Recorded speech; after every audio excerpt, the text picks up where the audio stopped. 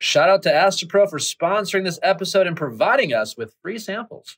There is nothing that I struggle with more than seasonal allergies. It has taken over my life. It is so frustrating and so annoying. And Astapro has saved me this season. It's the worst. Seasonal allergies are the worst. And it is a nightmare. I mean, I've had seasonal allergies. I've never had them like Natalie's had them. And like when you are married to someone or dating someone with seasonal allergies, like you suffer with them because you see how much they are affected by seasonal allergies. It is brutal. Astapro is a first-of-its-kind nasal allergy spray. It is the fastest 24-hour over-the-counter allergy spray. It starts working in 30 minutes, while other allergy sprays take hours. Astapro is the first and only 24-hour steroid-free allergy spray. Astapro delivers full prescription-strength indoor and outdoor allergy relief from nasal congestion, runny and itchy nose, and sneezing. Get fast-acting nasal allergy symptom relief with Astapro. Go to asteproallergy.com for a discount so you can Astapro and go today. That's ASTEPRO allergy.com. It's faster, bro. Astapro and go. Use as directed for relief of nasal congestion, runny nose, sneezing, and itchy nose due to allergies. You're crazy.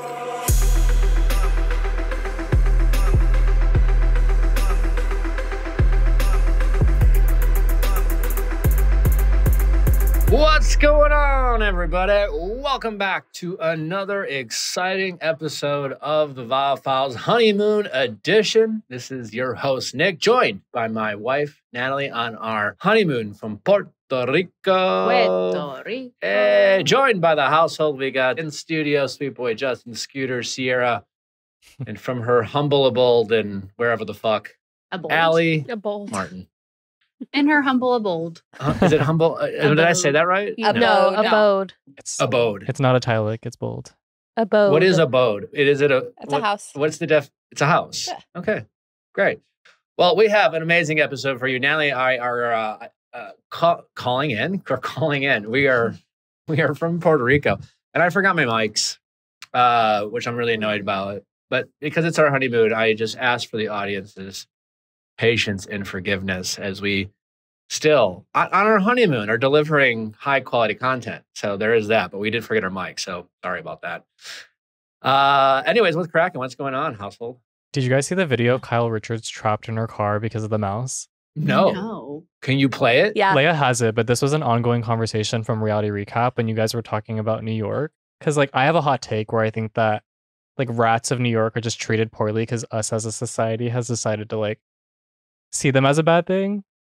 And then like this video of Kyle Richards being trapped in the car, that mouse, that rat. It's so cute. It looks cute. And that's what I'm saying. Like we just chose to like. There is a complete difference between a mouse and a rat. Thank you. Yes, this was the conversation. Also rats are just like squirrels without cute tails. And listen, I had pets rats when I was a kid. We had them as pets. It was because my mom was trying to piss my stepdad off, and so she got us rats. His name was Golden. The rat's name was Golden? No, the ex-husband. Okay. No. We're like, oh, that makes more sense. There was a white one with red eyes, and I remember her name being Lucy. Oh. See? It's cute. It's cute in theory, but at the same time, there is a very big difference. And what Kyle Richards was reacting to was maybe one of the cutest mice I've ever seen in my life. And you would think that this was like a king rat from the sewers of New York. You must play us this video. So did Kyle film this? Yes, this is Kyle Richards. Aww. Oh, he's on the outside. Oh my God, it's Ratatouille. Well, the message, she's reacting like it's on the inside. That's what I'm saying. And the little rat's like smiling, being like, hello. I would take that mouse over a spider any day. It's a pretty cute mouse. I mean, look at his little paws. And like, I do feel like I wouldn't say I'm like, Tarzan, friend of the animals. Like I would have, I suppose, if the mouse was inside the car, I might holy shit it kind of thing. But like that was a cute mouse on the outside of the car. It feels like a strong reaction. At one point, she's banging on the glass, trying to get people from outside to help her as if she's trapped in this car. Yes. Yeah. Yes. How did it get on the car? Like, am I dumb? Can those things climb? Oh my God, yeah. They have sticky... Oh? Okay, yeah, Spider-Man. they have like sticky paws. Well, can mouse climb? Like, yeah. I don't know. Yeah, Have you not seen they're Cinderella? like sticky. They have like Do the mice sticky- climb in Cinderella? They climb through your walls. Well, I knew they could like eat stuff and survive. No. Anyways. Like animals do, Justin. Yeah. I meant like they eat through walls and like they live perfect, like not perfect lives. Like they won't die from eating a wall. they eat and then they survive. Yeah. So, nature. They're just like you and I. Anyway, cicadas. Wait, I want to hear about your honeymoon before we Oh, talk yes. about all the Before we get into our honeymoon, I want to ask you guys a question. Do you guys know the difference between a cappuccino and a latte? One has milk. No, cappuccino also has milk though. Oh, then I don't. Cappuccino is a shot of espresso with milk, and then a latte is coffee with milk. No. A latte What? has No. espresso. Well, They both have shots of espresso. I asked this question because my whole life, I feel like I've asked people before, like, what's the difference between a cappuccino and a latte? And I feel like I've gotten different answers. I don't really remember what many of those answers were. But over the weekend, I was with our dear friends, Erica and Scott, and we were out to lunch. And Scott ordered a cappuccino. I myself usually am a latte guy. I've been drinking lattes when I don't drink coffee with a little bit of cream. When I want to go fancy, I'll get myself a latte. And lately, I've been feeling like my lattes were not strong enough, like just too much milk kind of thing. And then I asked my friend Scott, why did you get a cappuccino? He's like, well, I like it stronger and I want less milk. And so for the first time in my existence, and it's taken me 43 years, I believe I've landed on the answer. Now, Allie, I think Allie's currently doing research. I was going to say, but can't trust her. I She's believe it's Googling. just less milk. It's just like it's a more concentrated coffee drink with steamed milk, which is right up my alley. And I had like 17 over the weekend in New York. Nick has not shut up about a cappuccino. Because this whole time I felt like, how do I get a stronger latte? It just turns out you have to order a cappuccino. Well, it's just a different taste. You know, there is like the Not really. ratios are different. Like a latte, you drink it and like to me, it makes you like thirsty. And a cappuccino, you taste it and it's like, you taste the coffee. You definitely taste more coffee. It's definitely a stronger, like. It like tastes drier. To me, it's like, oh, this Drier. is like the Cabernet of coffee. Meanwhile, a latte is like a Pinot Noir. Oh, Maybe. interesting. I mean, it's an interesting way of putting it, but it's just more, to me, it was more like a latte tastes more like milk and a cappuccino tastes like more like coffee. Wait, so I looked So it what's up. the A latte is actual- creamier with espresso and steamed milk mixed together to create a more subtle taste. Meanwhile, a cappuccino is stronger with equal parts steamed and foamed milk. there it is. So a cappuccino is like equal parts. It's a ratio thing. Yeah, It's a thing. ratio thing. Yeah. All right. Okay. Listen, I never knew this. Listen, we got one at he got one at breakfast with Erica and Scott when Scott ordered it. And then we left breakfast and we walked around and shopped. And he was like, is that a coffee shop? Should we get a cappuccino? We're like, okay, sure. So we went and got a cappuccino. And then we continued to walk around. And then he was like, I could really go for a cappuccino right now. I mean, he had 5 in a row. It was insane. Watch your Well, stomach lining. One of my most favorite things to do, and I know the internet, was like tried to shame Natalie and I for this. When I posted a picture of like holding River and Natalie was shopping, like, yeah, I like walking the streets of New York and shopping. So sue me, I'm a consumer. It's more the walking the streets of New York. I just like the energy of the city. I like being out and about, and it's fun to do. And I like popping into coffee shops. And so, yeah, like we were in New York and we're with our daughter River. And it's like, this is how Natalie and I met. This is what we did. We met in New York. We had a little sex. Then we walked around the streets of New York. Ooh. You had some coffee. You know what I'm saying? And and like the internet, not the internet, probably like 4 people, 4 assholes. We're just like, shopping's your favorite thing to do. It's like, yeah, no, it is. So, fuck off. It's more or less like it's not the buying, it's the walking around. It's like just being amongst the people. Anyways. But that's also what everyone who goes to New York City is excited to do, is walk around and shop. and shop. And drink coffee and have sex. Going to New Drink York. coffee, have sex. Yeah, I wasn't trying to be unique here. It was more like I too like to have sex, drink cappuccinos, and shop. Like, why? This is me being relatable. This wasn't like me being like, what no one's ever done before?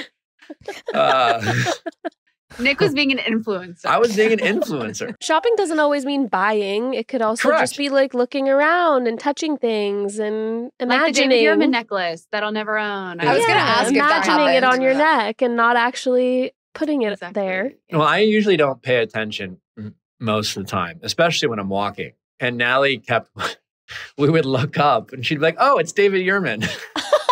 Oh my God. We're back. we back. walked past David Yurman 5 times. In every borough. I just wanted to make sure he really did not want to get the necklace. I was hoping there would be like a, like we tried it on Saturday, and then on Sunday morning he like got up before me, went on his little adventure with River, and I was like, I'm gonna wake up to this necklace on the bed. And then I didn't. And then we kept walking past it, and I was like, oh, he's going to be like, we should just go back in. And then he didn't. And then I was like, maybe if we walk past it again, he'll say that. And then he did it. And so I just, maybe on, what's the next holiday? Martin Luther King Jr. Day? Memorial Day. I think we Memorial skipped Day. your birthday. We Patty's Day. skipped No. Christmas. Memorial we Day. skipped Memorial a Day. lot Is of big. It's May. May. We're in May. We've 4th of already July. Birthday's passed. next. 4th of July gift. Did he get you a cappuccino at least? Yeah, I was gonna say no. Instead, he's passing No. all the coffee shops, and he's like, "We should get a cappuccino again." I got her sleep, guys. No, but we were. Aw. We did go to this cafe, and he wanted to get a croissant.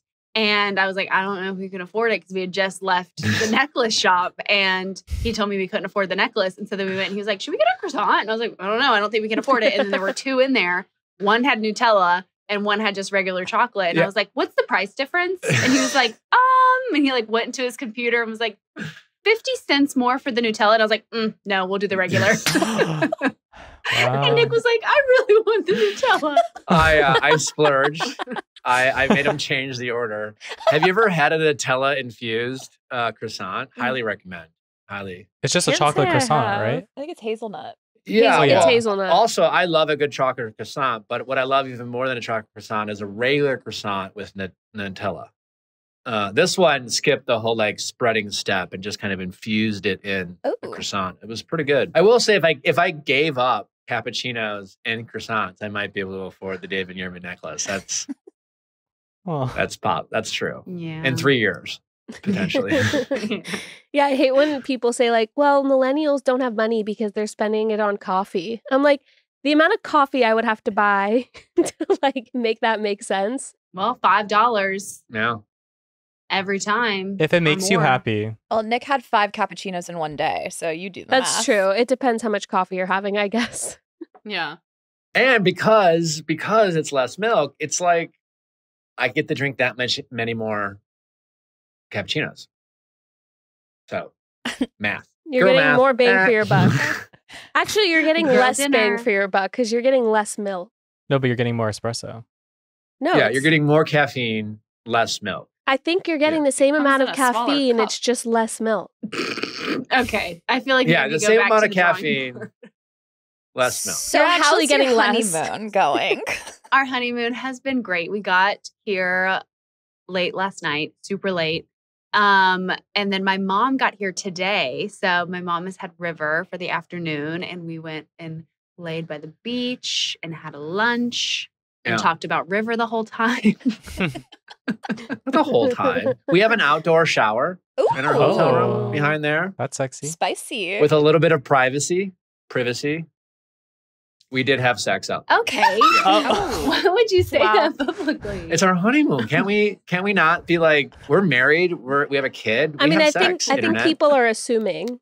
You suck that, internet. Yeah. We have sex. They had sex in We New were- York. They had sex on their honeymoon in Puerto Rico. Yeah. But aren't we you still- afraid like people can hear you? Like I'm assuming I- you make noises.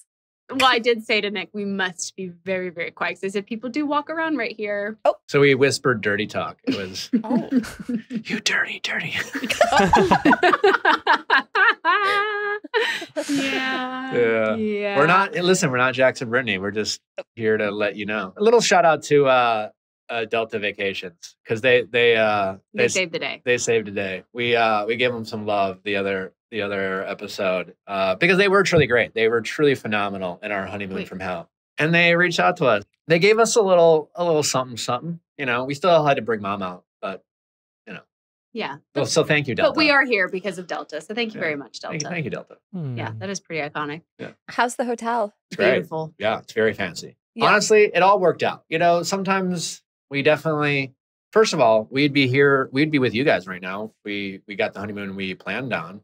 And Gross. Yeah. I know. I'm like, Hindsight. that felt like a diss. our last hotel did not have an outdoor shower with privacy. So we would not How have the any fuck would sex. you have sex? Exactly. Instead, they'd be Now having you sex got a hot here. tub. Now you got an outdoor shower. Think of Oh, the sexual escapades. We have a private pool, like right there. There's a little, it's like a warm pool. Yeah. Something tells me Nallie's that's mom's next. like next door though, so it'd have to whisper even more, Yeah. even quieter dirty talk. We'd have to be like Mouthing. just It would have to be sign language. yeah. We'd have to read lips dirty talk. Ooh. Nope. It's an O face. No? I don't Yeah? like that. Nope. No? It's like asking for the check. Well, it wasn't really for you, Allie. It was like I wasn't Allie. I don't know, Does like this what's work for best. you? Like, am I supposed to sit here being like, "Tell me more"? I don't know how to keep. Yes. You don't want to hear about my sex life, minus your boss, but me? This is girl talk. What's going on the internet? Other than Kyle Richards trapped in a car by a cute little mouse. Is she getting shit for that? No, people were just saying that if I was the mouse, I wouldn't jump off the car either. So, Okay, that's cute. and they said he wanted an autograph and who knows what. But I have a question for you guys. On your flight, did you see anybody in the overhead compartments? Did Like I a see human? a person in the overhead compartment? Yeah. it's the No. new form of travel. Apparently, it's a thing to do. There was a woman spotted lying inside an overhead luggage compartment on a Southwest Airlines flight from Albuquerque to Phoenix. The whole flight? Is this like the new planking? Discount ticket. They There she overbooked the is. flight. No. She's just chilling. Like How did she get up there? Justin was like, I don't think this is real. There's no way. Like, that's not safe, right? no, Like, if but- they care about my No. laptop being on my lap, I'm sure they're not having a person in the overhead. No, how would she have gotten up there without anyone being like, ma'am, can you get down? Like she would have had to climb on top of a chair. Yep. She would have like Apparently, people were just passing by and like not even I mean, it is worried about it. Southwest. Yeah. Okay. Apparently, Southwest is looking into it. I Yeah, like is Southwest. Southwest the airline where you can pick your own seat? There's Yeah. no assigned It's seats. kind of a yeah. free for all. So she yeah. took that Yeah, I very guess she took it seriously. She's like, literally. no, I can pick my own seat. I Yeah, can't but handle usually that. the flight attendants are the ones going around like closing them for the final time. There's no way that they like just shut it on her. Is it okay? No, Delta would never allow that. No. Do you guys have status? Well, do you have status on any airline? I'm a Delta frequent flyer. Same. Yeah. I am a Southwest girly. Like, that's what everybody in Sacramento uses is Southwest. I'll fly Southwest. They they have their purpose, but Delta's the only one I've Yeah. ever Delta tuned reigns into. I will say Superior. the first time I flew something outside of Southwest, I was like, wait, y'all can choose seats? Oh. Like, it eliminated all of the stress. I was like, oh Sweet. my God. See, that's the thing for me with Southwest is like I want to know I'm sitting on the aisle. Okay. Like I can't sit in the You middle can- or the window. Mm. I can't do it. So wouldn't you rather be able to pick your seat than No, I'm gonna buy it beforehand. And make Exactly. sure I'm on an aisle. Otherwise, I'm gonna be stressed the whole time and like pushing people aside. Like I'm getting on this plane first. Yeah, but I have a question No? because my parents, when they fly together, they both take an aisle. Wouldn't you just want to sit next to each other? But they go stranger, my mom, aisle, my dad, stranger. Wouldn't you just sit in the two seats next to each other? Wait, what? They would, huh? That's, So they're in that's first? the thing. If it was a middle, I would understand. Yeah. Even that's Oh, a little fine. crazy, but yes, I Because would it's the understand. same leg room. They're in first class and they always sit in the aisles. I couldn't Yes. imagine hating a window seat that much. Like I love I love the window No, seat. Yeah. I can't with the window seat because I always have to You know- pee. I always You have know to what I'm pee. thinking of? There's so many times where literally on our flight to our honeymoon, flying first class, of course. Duh. honeymoon. Thank you, Delta. And we both had windows. We booked it last minute, so like we were 4A and 5A, and so graciously, Nally and I just sat in the seats together. We have a baby. The lady who had the seat I was sitting in, I was like, "Do you mind?" So I could sit next to my wife and my baby. She was very, it's a first class seat, no problem. She sat there, but I can imagine your parents, Allie, another couple you know, and they're like, hey, can I sit next to my wife? Like, no, I'd rather not sit next to mine. I won't move because we specifically got these aisle seats. Like, and the thing is, like, Leia, I can understand your perspective of like, oh, asking someone to pee, but I'm like, that's your spouse. Yeah. And there's plenty of room to just walk around them. They don't even have to stand up. Okay, fine. Yeah, that's crazy. That's fair. What's everybody's thoughts on like asking people to switch, or if you've ever been asked to switch for like a worse seat, but then there's like, it's like a mom and her daughter? Anything for a family. Yeah. If it's like business partners, like coworkers, I'm not switching, you know? But if it's But a if it's, family, like, if it's partners or like family members, sure. yeah, I'll be pissed, but I'll do it. Also, especially if it wasn't first, I mean, if it's first class, like you get drinks. But if I ever ask someone to move, I always offer to buy their drinks the entire flight. This happened to me Oh, yeah. actually on the flight to Savannah. There was a man who I guess bought both of his first class seats together, and he was sitting in front of us. And he offered his seat to a wife and husband and saying like, hey, I have an extra seat if your wife wants to sit up front. I guess there's something that happens where like they won't allow the baby to sit with the father alone, but the baby has to stay with the mother. What? Yeah. And so the husband kept coming up and sitting in the first class seat and then would just like go back after a while. But like if Natalie was offered to sit first class and you were in business, let's say, would you rather Natalie sit in the front in first class, or would you rather her stay with you? This happened once. I actually gave Natalie my first class ticket, and I sat in back, and then some guy hit on her the entire flight. Hey, mama. So never again. You're nicer than Tom Schwartz, apparently. I mean, Sierra just showed us a video. Yeah, where Tom Schwartz got the first class upgrade, and Katie walked by, and she was like, "Sorry, they just gave me an upgrade," and she was like, "Switch me," and he was like, "I don't care about sitting in front first class, but just go back there." And that's when the rage text started, when she was in the back, because her whole thing was, I wanted us to sit together and enjoy the flight, but he took the upgrade and stayed in first class. Were they married then? Yeah. Oh, Yeah. wow. Yeah, see, this is how I feel with TSA pre-check, or what's the other one? The one where you scan your Well, eye. you gotta have Clear. both. Yeah, so Danny has it and I don't, and he leaves me every single time. As he should. Well, it's so easy to get TSA pre-check. Literally, just go to any Walgreens and pay $75. It's so easy that too many people have it. Is he also global entry? He travels Leia, a lot. you need to get TSA pre-check. I know. Do you have to empty your bag in TSA pre-check? You 'Cause, don't like- have to take your No. shoes off. No, it's Okay. absolute game changing. You don't have to take off your shoes. You don't have to get scanned. You just walk through a metal detector. Also, it's like $85 for 5 years, and then you can just renew it every 5 years. At Walgreens? Yeah. You I said? had to go to the airport, We and then went I to didn't bring Staples. any documentation. Then I cried my way out of it. So apologies, government. Oh, I'm going after this. I really thought you guys were all going to take my side there, and now I feel like an idiot. No, Leia, you need to get it. This You need is to make you. sure you get it. Did you hear about the Michigan mom that assumed a false identity and for almost 2 years harassed her own daughter and her daughter's boyfriend? Yes, yeah, Natalie I showed saw me that. Isn't that? Is she arrested? It doesn't say what her charge exactly was, but there is a mugshot. But yeah, she claimed a false identity, and then Lifetime made a movie about it. Like, what was her issue with her daughter? This is horrible. Is this the same thing as the reindeer thing that everybody's talking about? Baby No, this is reindeer. different. Baby No. Reindeer? Oh. Different, we gotta but talk about Baby is Reindeer. anybody watching Baby Reindeer? Because We I are am. watching Baby Reindeer. Who else is watching Baby I'm watching Reindeer? it. I'm like, I got up to a episode that I can't get past. Like, I'm just, it needs to sit with me for a second, and then I can move on. I'm like we were like on episode 5. I have to take breaks. It's a little heavy. I'm on a break. And like it's for those of you who aren't watching, it's like based off of based on a true story. It's allegedly a true story. It's the same And- the actor that plays the lead. This happened to him. It's him. He's Yeah. playing himself. He's writing about his life. I don't know how you felt, Leia, but like I was like, even in the first episode, I was like, what the fuck is wrong with this guy? Like if the biggest criticism I have of his story, and I don't know if you saw like the woman who is his alleged stalker, she came forward and like Pierce Morgan interviewed her. I saw that. Yeah. But it's more like she had so many red flags, but he just kept saying, he keeps putting up with all this bullshit. Like, Yeah.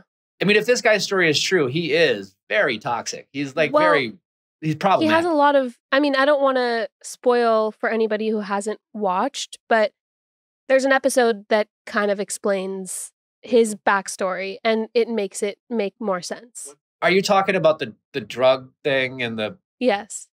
Yes. And that's disturbing, but that doesn't necessarily explain everything, does it? I mean, I think that it's a really good show. I think it's shot beautifully. I think it's very different and unique than anything I've ever seen. And I am enjoying it. And I think it's a great show. It's definitely more graphic than anything I've ever seen.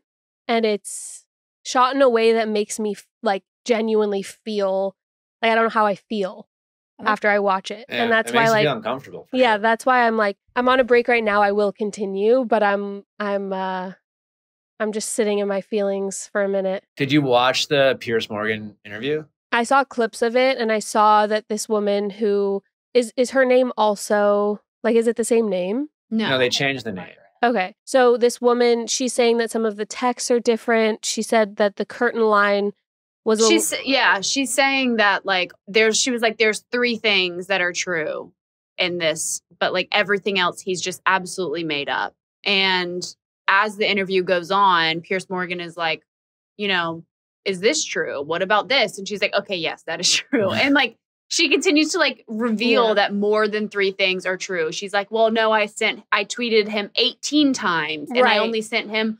474 emails and not 17,000 or whatever it actually was. So it's actually pretty bizarre. Nick had someone show up to our door one time claiming that they had been in a relationship. Oh. Have you ever had a stalker, guys? No, that's my biggest fear. I've had one, yeah. You've had a stalker? You've had one, Justin? It's a story for a different time, but yeah. Almost had to get a restraining order. So it's definitely scary when people like reach out to you and then reach out to your friends to try to get in contact with you. Nick, wait, tell us your story. Well, I didn't really have a stalker. It was more, unfortunately, I've had people pretend to be me. Catfish. And every once in a while, like I'll get DM'd by someone saying someone's trying to pretend to be you, and there's not much I can say other than like, because it's like, you know, like they'll create like fake Instagrams, and it'll be like Nick.Viall, you know, or Nick Viall with 3 L's at the end, you know, and it's like clearly not me. It's not verified or anything like that. And like if you take 2 seconds, it's not me. But you know, people can be gullible and are looking for connection. And like there's like a talk track they have. They'll like claim to be like, this is my personal account. You know, everything else on that is business. People, you know, they'll make these. I've heard this from people who showed up at my door.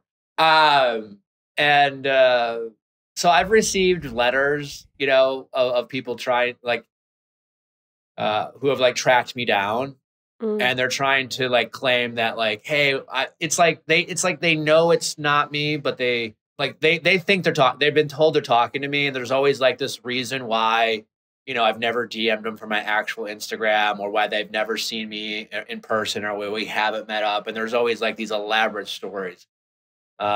If you know anyone who's ever been catfished, like they're all the same stories. And it was like 7 a.m.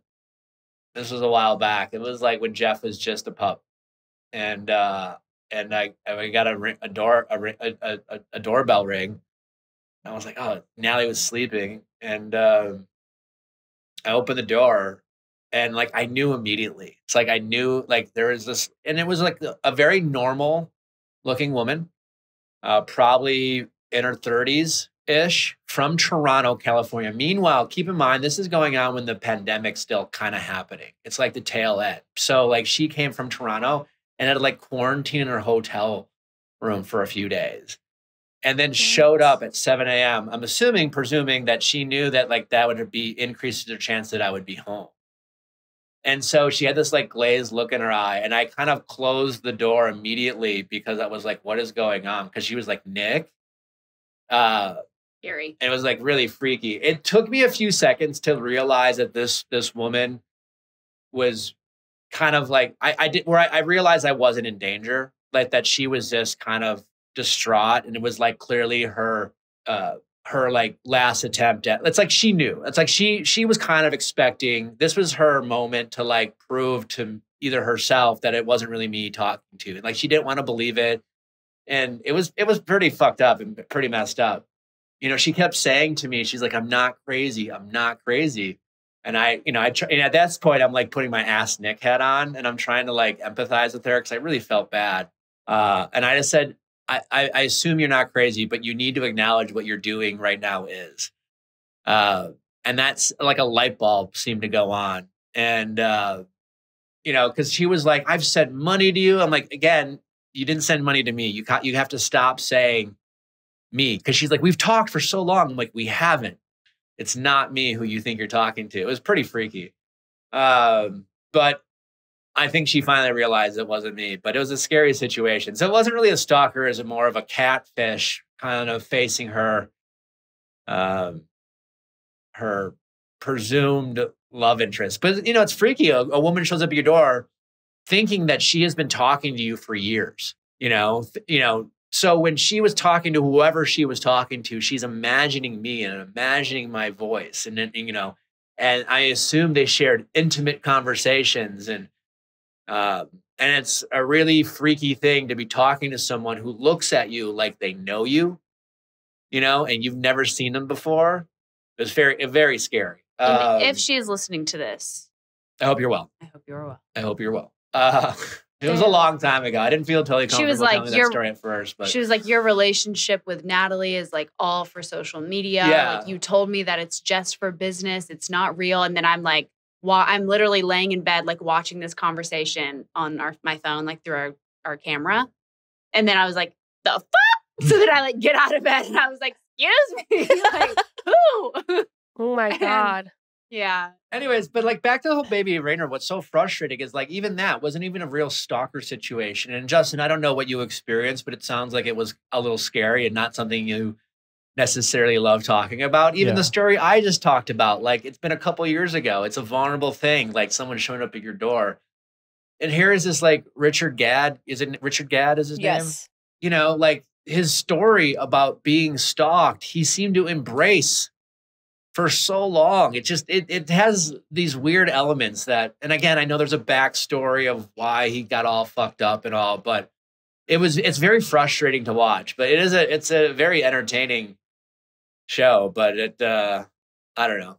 I definitely think he's mostly telling the truth because the lady on the Piers Morgan interview confirmed it. Like she didn't have to come forward. No. She was like, well, people found me online. It's like, I'm sure 6 people on Reddit. It's just like the deep internet realized who she was. And so what did she decide to do? She decided to go on this massive night, worldwide view, show and say, that's me, in case you were wondering, this is the person he's talking about. It took him one Google search to figure out that she had been arrested before for stalking. Yeah. So she denied that. She says that's not true. Well, so if you search her real name, Fiona Harvey, can I say that? Yeah. I mean, she outed herself. I was like, she outed herself, but her tweets are still active, so you can see the tweets where she was just at Mr. Richard Gadd, and there's even the curtains one still up there. My curtains need hung badly. It's from September 23rd, 2014. Doesn't she know the first thing you do when you get famous is delete your old tweets? That's what. Right. Literally. No, I mean, that is a reality. If you have any type of public life and you haven't gone back and looked at your internet behavior, because something you might have accidentally done could be interpreted as something completely different these days. Or like, kids back in the day used to like, for whatever reason, this was like way after my time, but would tweet song lyrics. Why? I don't know, but they did. And some of those song lyrics had inappropriate language for the people tweeting. Yeah. Yeah. But yes, wait. So Leah, you're telling me her actual name. She was arrested because in the interview she vehemently denied. No, I'm just going based off what we saw on the show. Oh, no. Yeah. Okay. Which I thought was all true. Yeah. Well, in other news, we've got some breaking news. I was gonna say you escaped the U.S. in time because the cicadas are coming. Did you guys see about the cicadas? What about you guys keep saying cicadas? The cicadas. So for the first time in 200 and some years, every 220 years, there are 2 different breeds of cicadas coming out at the same time. So there's going to be over 1 trillion cicadas booming at the same time. And they're suggesting that homeowners get ear protection and cover their pools. This is happening in the Midwest and southern U.S. states. And they have the audacity to name it a super bloom, like it's a beautiful thing. But I actually saw Lauren Lane post on her Instagram story a bunch of cicadas in her backyard. There and you I was go. like, this is so gross. It's literally like, wow, it all makes sense. It's like a sci-fi movie that they're all just like erupting from the ground and then eventually just going to be all over the sky and all over houses. They're very loud. And do they bite? Are they that loud though? They don't bite. They're so loud. Are there any religious groups claiming that this is the end of the world? Yep. Yeah, there's like TikTok theories that when we were warned about this happening in advance, they were like, it's the next coming, it's the plague. It's the rapture. Yep. Well, I was like, according to the Bible, it's locust, I'm pretty sure. So I'm like, locust. Cicadas, locusts, potato. Locust is all over you the know. Bible. That was one of the plagues. Yeah. Cicadas do represent like prosperity and good luck in some like Asian cultures. So Yeah, and apparently it's a can good eat time to them. be alive. There you go. Breaking news, Golden Bachelorette has been named. Oh, Yep. First off, what are your guys' predictions? Who do you think it is? Leslie. Do you think it's What was Leslie? the other woman's name? I want it to be April. Faith? April. No, not April. Who is Faith? Faith. No, who is the blonde? You're getting warmer. Who was the The blonde mom, that the was mom like who left so... to go Ooh, help her daughter. Ding, ding, Yes. ding. Yes. Joan? It's Joan. That's a good choice. Love. That is Yep. so According to good. People Good show. magazine, ABC revealed a new lead at the Disney Upfronts presentation in New York City on Tuesday, May 14th. Okay. Well, congratulations, Joan. I wonder when that May will she air, be a more authentic lead than Gary. which I don't feel like is going to be hard. I bet Joan would sign a prenup, no problem. I think she's going to be great. I think she had a really great story. Yeah, I think she's going to be fan. It's a great choice. I'm happy for her. I'm excited to watch. I hope the show is able to find some high quality men. I think that's going to be their biggest challenge. But let's hope. And have they announced when this season might air or film? Says Golden Bachelorette premieres this fall on ABC. Okay. It's coming Cute. up. That's exciting. Has Tom Sandoval saved a baby yet? I feel like that's what Tom Sandoval's trying to do right now. Has he saved a baby? I feel like Tom Sandoval is on every street corner he can be and just hoping that he can save someone's life. Well, there was that whole thing at the... Apparently, So at the there are two finale. different versions. I'm watching the live version of Vanderpump, but on Peacock, there are extended scenes and stuff that I'm just missing out We on. watched the extended scene. Yeah, so the extended scene has more of like the drunk guy that tried to sit with the group and then through the glass. Leia's version didn't have as much of that, but then It didn't have any of it. so people are now speculating that this guy was seen in photos with a lot of Tom's friends at the event. So he was in Yeah, photos with Billy, Kyle Chen. Joe's jacket on. So do you Yeah. think Tom tried to stage his own I mean, I kind of believe it. Tom was rushing it in that scene. We didn't talk about it in reality recap, but he was just let me help. I honestly feel like Tom is trying to figure out how he can save a baby. Tom is setting houses on fire just to put them out. Literally. Honestly, he probably ripped Nallie's passport. You know what? Whenever he came on the show, he definitely did. And he said, dude, and then ripped my passport. Did he then Cryptic. contact Delta for you? No, I'm kidding. He actually texted you that. He's like, Delta. He's like, anything I can do to help, man. I just let me know if I can save the day. Anyways, anything else before we get to Laverne? A Simple Life is getting a reboot. A lot of people are raving about that. What Or is maybe that not. show? I'm sorry. Love. Nicole and Blake Paris Lively Hilton. and Oh. Paris. Oh yeah, I love that. Yeah. Are they going to show Paris Hilton how to use a car seat? Just kidding. Oh my God. Oh. Wait, can we talk about this for a second? I'm not for baby shamers, but No, me neither. People are upset with Paris Hilton because she posted a photo. It's a video. Okay, she posted a video of... Phoenix and London on Mother's Day. Yeah, so Paris Hilton posted a video of her children in the backseat of her car on Mother's Day, and the car seats are facing toward the front of the car. And the seatbelts are on. So I think everybody's coming out and saying the car seats are facing the wrong direction, and also why is there a seatbelt when you have the Harness. already there? Yeah, because the seatbelt is supposed to go through the seat itself. Yeah. So what to has hold she it in. said? Because Were they I driving? have the same question. No, see, Also, that's it was the like a thing. Sprinter van situation. It wasn't a normal car. Yeah. In my opinion, I'm like, she for sure just flipped him around to take the video. Yeah, that's You- it. you Was she don't- driving? Is the Right. first question. No. Was this car actually in motion? But also, you don't just flip around a car seat. They're not very easy to just flip around. No, I mean I agree with you. You would have to move the But maybe how else she's would she just take not the thinking about like the critics and just taking the content. Like if she wasn't driving, then we can't assume that's how she drove. Right. I don't know. I mean, like obviously with us just having River, you know, like we are aware of how the internet is and things like that. But like not everything is as it seems, you know, like context is missed in videos and pictures. And like we're just not interested in people's opinions because they're, you know, the people are just unsolicited, be like, oh, by the way, in case you do X, Y, or Z, just so you know, you shouldn't do this. It's like, oh, fuck off. You know, so I like to think that Paris Hilton is a lovely mom and her kids are in great hands. And we should just shut the fuck up when it comes to how she wants to raise her kids. As long as her kids are safe, which I assume they are. Obviously, because I'm pregnant, I have a lot of like mom content and like pregnancy content all over my TikTok and Instagram. And then when people just share their opinions, oh no, you're doing it wrong. Oh no, it's like everybody is doing their best. And you know how it's just like, you know how on Ask Nick we get a lot of parent questions, you know, and like every once in a while, like I'll say something, especially when it comes to me, like suggesting that like we should be more appreciative of our parents. And like there's a certain group of people who listen who just like do not want to hear any grace for their parents. And like, I get it. Like some parents suck and they're bad and like they don't deserve your forgiveness or grace. Yeah. On the other hand, then there's just a lot of people in the middle. And I just always, it's a kind of laugh because I think to my, and like, you know, we're going to do our best to raise River. You know what I'm saying? We're going to love her and we're going to read all the books and we're going to try not to do things our parents did and do more, do less, whatever. And there's just going to be something we get wrong. You know, there's going to be something that pisses her off about how we raised her. You know what I'm saying? For all the parents back in the day who didn't give their kids enough hugs,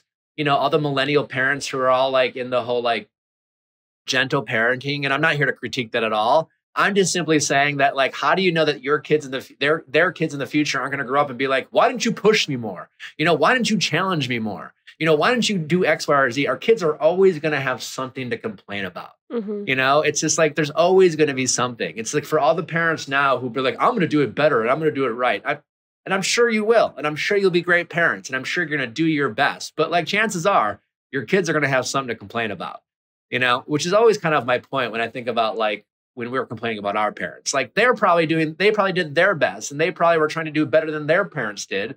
It's just really fucking hard, you know?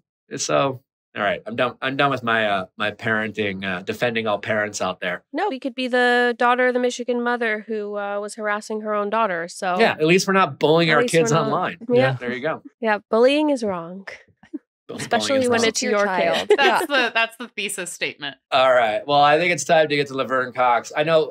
There's the pastor who allegedly did and kill his wife. That story is still ongoing. I think he's now being invested by the FBI. He's still he just seems like a really scummy guy. But I think I'm kind of following that case. There's no new updates. There's nothing really to dive into about it now. But just know that I am paying attention. If you are listening and paying attention to this case too. I just, you know, all those pastors and their true religion genes, man. They're nefarious. We having a great episode with Laverne Cox. She was gracious enough to sit with us in New York. Natalie and I had the pleasure of interviewing with her. She's a very generous guest. She just got out of her relationships. She talks a lot about that. She also is very vulnerable when it comes to talking about some of her childhood trauma and abuse, trigger warning. There is some like sensitive content that we do talk about, but it's very inspiring, and obviously Natalie and Laverne have a moment, but it was a really beautiful episode. She's a beautiful person, and we really appreciate her taking the time. No, I would agree. I think she created just such a safe space where I felt comfortable enough to open up, and I feel like a lot of people listening will feel like they're not alone. All right. Well, we're going to go back to our honeymoon. We love you guys all. Thanks for listening. We're going to go back to having sex in our privacy shower. Yeah. Sorry we didn't ring the mics. We will be back next week. Oh, by the way, reality recap. We're going to start watching Real Housewives of New Jersey. So buckle up. We're going to be talking about that. Super excited about that. What else are we getting into? We got the Vanderpump Reunion Part 1, which I know many of you have already watched. I haven't watched yet. We'll be talking about that on Reality Recap. Plus, we got Summer House of the Valley. And we'll be kicking things off with recapping Real Housewives of New Jersey. This is going to be a messy season. I'm super excited. Mm-hmm. I'm super excited. All right. Well, it's time for Laverne Cox. Listen, if you're going to travel with your baby or not travel with your baby, you need to get the Dreamland Baby Sleep Sack. It is incredible. the Dreamland sleep sack is amazing for your child. Like River loves it. It's her favorite thing. We use it literally every night. It's like this soothing sleep sack that you put your little cute baby in, and she just wants to go to sleep. I don't know what to say. I love it. It's so great. Dreamland Baby is a weighted sleep sack that has weights from shoulders to the toes. It provides deeper sleep for your baby, better sleep for us. It's super easy to use. There's a two-way zipper, so diaper changes in the middle of the night are very, very easy. It has the evenly distributed weight from shoulders to toes that is exclusive to Dreamland Baby products. We have brought it with us everywhere. We use it every single night at bed. It feels just like a hug or like a hand. She just feels so comfortable, so secure. We love Dreamland Baby. And yeah, we would never leave home without it. And it's super easy to clean because sometimes she spits on it, like because babies will baby. And no problem. It's great. So if you have a baby, you have to get them the Dreamland Baby sleep sack. We can't say enough of great things about it. Go to dreamlandbabyco.com and enter our code VIALL at checkout to receive 20% off site-wide, plus free shipping. This offer is for new and existing customers. Again, that's dreamlandbabyco.com and enter our code VIALL at checkout to receive 20% off site-wide. Wayfair is awesome. If you need anything furniture-wise, chances are Wayfair has you covered. It's like the neighborhood, everyone lives in your neighborhood. Wayfair has it all. Our entire office was built by Wayfair. Our desks, our chairs. It's amazing what you can find at Wayfair. It's truly incredible. They have so many different styles. So whether your style is more Scandi or modern or bohemian or rustic or whatever your style is, they have everything to cater to that. We, like Nick just said, we did do the entire offices in Wayfair. It's super easy. It's very, very affordable. And everything is really cute. It's good quality. From like curtains to desks to office chairs to couches to dining sets to bedroom sets. They cover everything under the sun and more when it comes to your furniture needs. Wayfair is the go-to destination for everything home, no matter your style or budget. There's a neighborhood in every zip code, brought to life by everyone who makes their home truly their own with Wayfair. Wayfair makes it easy with fast and free shipping, even on the big stuff. They'll even help you set it up. Every style is welcome in the neighborhood. Visit wayfair.com or get the Wayfair mobile app. That's WAYFAIR.com. Wayfair. Every style, every home. Laverne. Hello. Welcome to the Viall Files. Thank you for having me. We are so excited. Is this your, so I've watched before, but it feels like in person, like, is this like your on-camera sexy thing? I know your wife is here. Does he like turn on like into an on-camera It's like sexy thing? It's like a sales associate voice, Yeah. Okay. I don't know if you've ever worked sales, but it's always I'm always your selling, normal sweetie. exactly. Yeah, we're You turn selling it up a ourselves. little bit. That's We're entertainment. selling ourselves. So he gives that like love me. Because ultimately to be a star, you want, this is a heterosexist context, of course, but you want men to want to be you and women to want to have sex with you. Can we curse here? Yes. Oh, yeah. Of course. Women want to fuck you and men want to be you. So are you consciously aware of that, or do you just slip into like the smoldering? I think I like, just slip in. You slip in? Yeah. I like a man who slips in. Yeah. As do I. Wow. Well, you are married I did have a baby. and there's a baby, so Yeah. There was some slipping going on. Wait, so you've watched the Viall Files? I try to do some research before I come onto a platform. I don't just show up places with not knowing where I'm going. That could be really dangerous. That is smart. That's true, but most people aren't as prepared, an actor prepares and Laverne Cox prepares. And if there is a secret to my success, it is that I prepare. Okay. Well, you are obviously an icon, a star, an actor, a singer, multi-talented. What if you had like 5 keys to like how to be Laverne Cox or how to just be a star in entertainment? What other than preparation? Love and passion. Love and passion. People have often asked me, when I've done speaking engagements, and they're like, "You're so confident. How do I get more confident?" And I've never been confident, but I've always been passionate. For the many, many years, I was a struggling actor here in New York without a prayer, it seemed, of making a breakthrough, I love acting, and I love the process of building a character, of studying, of getting better, even when it's hard, and it's usually hard. I love study. I study opera. I study acting. I'm obsessed with fashion history. I am an intersectional feminist. I am constantly learning. I'm also now obsessed with like, therapy and healing.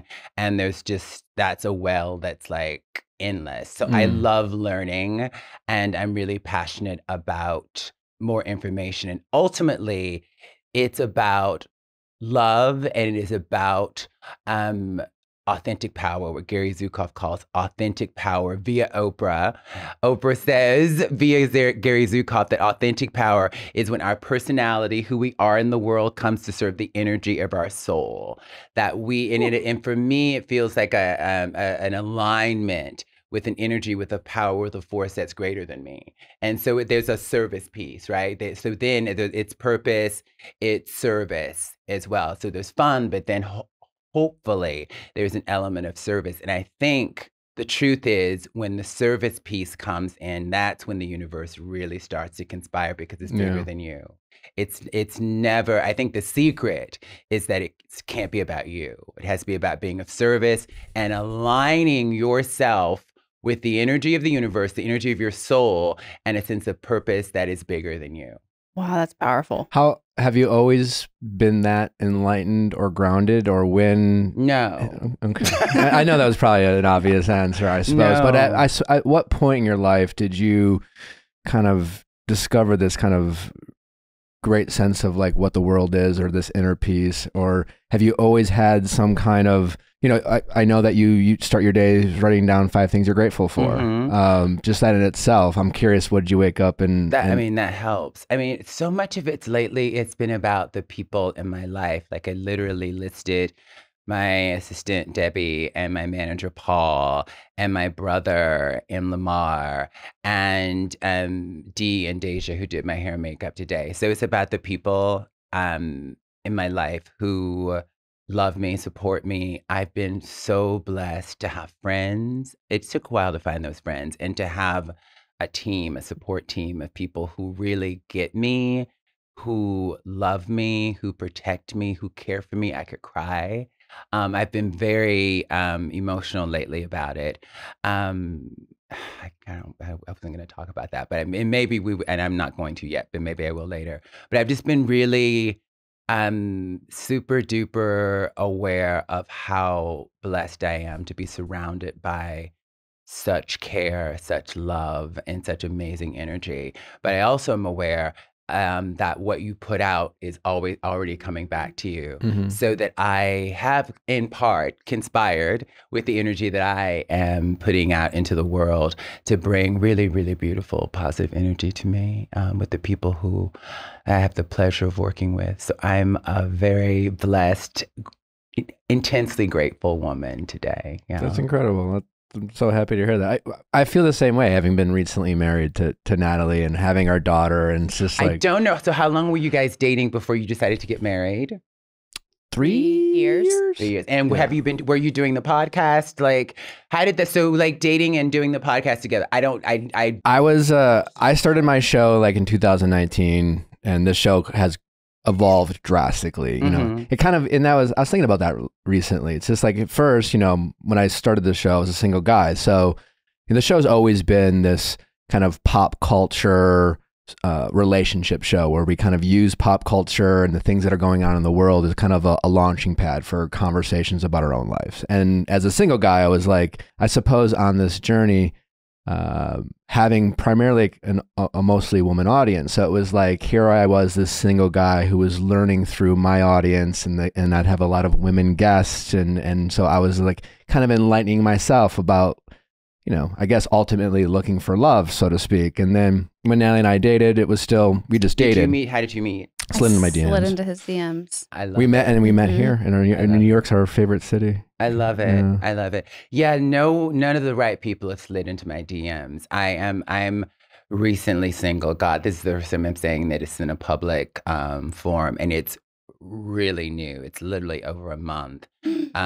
So how's your heart? It's weird to talk about it. And I'm like, I wasn't going to talk about it, but then it's just like, it's what's going on. Yeah, and I'm it's just your kind life of that right now. kind of person. So I'm like, okay, it's what's happening. What I love about therapy and where I am with my healing is it's both and. I am so grateful that at this stage of my life, I'm 51, that for the past 3.5 years, I've had a love of my dreams, that I've had an experience with a man that loved the fuck out of me and cared for me in ways that were so healing. It was just such a healing relationship. I've had bad relationships, I have a lot of childhood trauma, attachment issues, shame, all that stuff.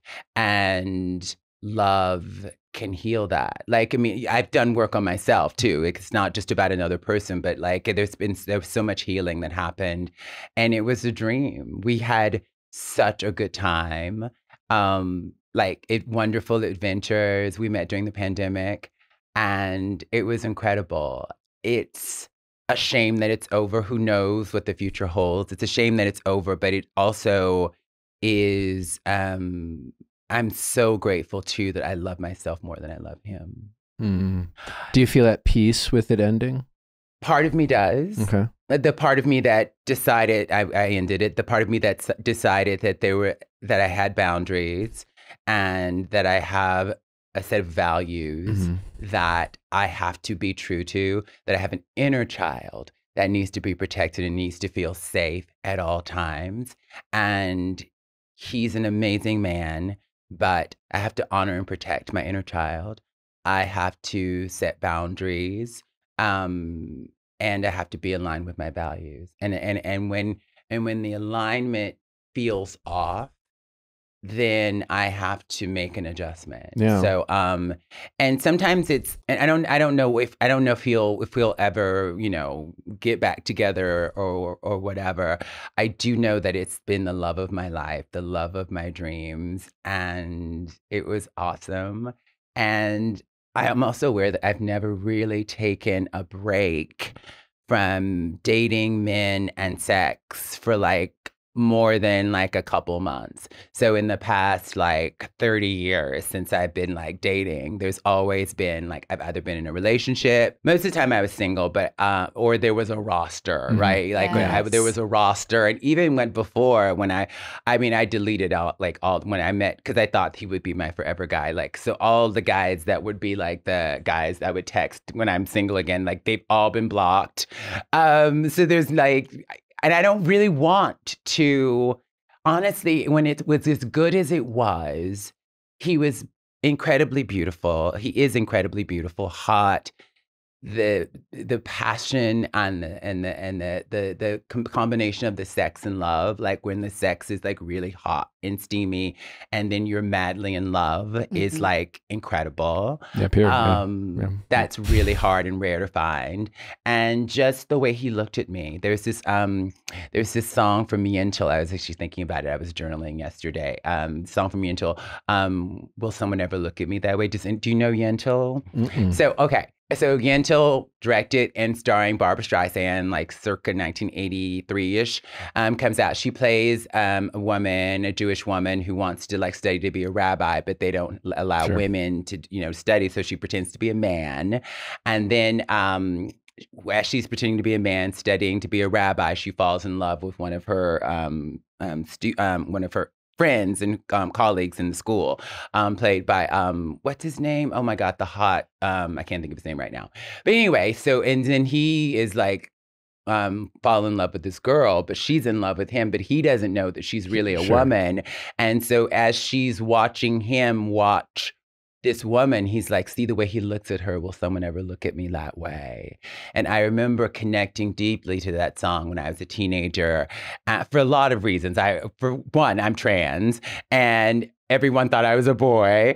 And had a crush on this guy and no one knew I was a girl and he was looking at a girl this way. And so I had this whole, if you know Jose Munez's theory of disidentification, then it's a very disidentifying moment. And it's beautiful. And in this last relationship, more than any other relationship I've had, he looked at me that way. Like when we would wake up together, the way he looked at me was everything. So it's sad. There's a part of me that's sad that it's over, but then the bigger part of me is just so grateful that I got to experience that. It's honestly beautiful hearing you talk about it. Just, something I've learned. I'm 43 years old and I'm very lucky to have Nellie in my life. And I have every expectation of being with her for the rest of my life. But one thing I've learned through life is I've reinvented myself multiple times. I think we all have different lives and we have these peaks and valleys. And to hear you kind of end this season of your life, and who knows what might happen with the two of you, but that you can look back on something that must still be very heartbreaking and have a lot of sadness, but at the same time, you speak about it in such a positive way, even though you had to leave that. And I think a lot of people, we talk to people all the time about relationships and breakup and heartbreak. And, most people aren't able to have that much gratitude for something they have that much sadness about. And I think that's a really beautiful thing, because that's one thing I've had to learn. I look back and some of my saddest moments, times where I was just depressed or just down bad. I felt like, how can I get over this? I now look back, some of my best memories, because it's like I got through it. I rose above. I used that as a launching pad to change my life. But like, how were you able, obviously you've talked about therapy, but how have you been able to do and reflect so that you can appreciate both the good and bad aspects of your life? Because you have such a piece about something that most people in your shoes, like you said, like a month ago it ended. Literally, what is it, April 2nd? Yeah, most people with that timeline would still be like calling up all their friends because I need to talk. Like for me, it took me like 8 months getting over a girlfriend. And my girlfriends once. have been like reaching out. I've been really busy. What's interesting, my therapist is helping me process it a lot. But literally, a big aspect of my therapy, it's specifically trauma resilience therapy based in the community resiliency model, or CRIM. It's a modality created by the Trauma Research Institute, and I've been doing this work with Jennifer Burden-Flyer. And there's a specific set of tools that you use. And it's literally about, trauma is really about the nervous system, right? We all are programmed with the fight, flight, or freeze, mechanism in our nervous systems. And most of we have sympathetic arousal and parasympathetic arousal. Sympathetic arousal is that fight, flight, or freeze. Parasympathetic is like rest and digest. Parasympathetic is like the good, juicy stuff, right? And so ideally, the tools of the community resiliency model are about like regulating that nervous system, getting us out of what we would call high zone and in that sort of resilient zone, and being and widening that resilient zone. We have low zone. If you think of like a building, right? There's a basement that would be low zone. The main floor would be your resilient zone, and then the attic would be high zone. And high zone is that sympathetic arousal, that fight, flight, or freeze, that anxiety or whatever. Our resilient zone like kind of goes up and down. So within that resilient zone, we have peaks and valleys. But in that zone, what's crucial is both and, the idea of both and, that there's maybe something challenging in my life, but something else is also true, actually. So there is the sense of sadness, loss, and grief that certainly exists, right? But something else is true. And so I have to, in my body, sense into it. Tracking is one of the 6 tools of the community resiliency model. Tracking is one of them. So I have to be consciously aware ideally at all times, what's going on in my body. Sometimes I need to leave my body dissociate and like, kind of zone out. But like right now, as I track, I'm like super aware of like, right now, it feels like the left side is like that resilient, like I set a boundary, I looked after my inner child, and the right side is feeling like that little girl who's like, oh my God, I lost the love of my life. So it's the both and allowing them to coexist. And yeah, but it's about the body. It's about centering, because in the head and the body, the brain and the body are all you know, connected. It's all connected, right? So it's that both and really. The both and of it is really how I'm managing it. Sometimes it comes up when I'm less busy. The side of the grief will come up a little bit more. Sure. And then I identified this week in therapy that the grief is more of the inner child, is more of the little girl who feels lost and who feels like maybe no one will ever love me and all that stuff. But like the truth is, someone did love me, and he loved me with all his heart, and he's heartbroken and devastated that we're no longer together. And he thought I was his forever girl, you know, and we were making plans. And I had never really been in a relationship with a man who was making future plans with me, and we were making plans together. And all of that is sad, right? That hasn't worked out. But like, I know I'm lovable. I know I have been loved. I am love. But again, you have to love yourself more than you love the other person. And when you set boundaries and those boundaries are not, and those boundaries are crossed without going into detail, it's like one has to make a decision. And I choose me with love and with respect. I usually do at least 30 days of no contact to just disconnect and process. So we did that. And then we spoke for the first time, you know, a few days ago after the 30 days. And he's still processing. I broke up with him. It feels like so much of my business to be talking about.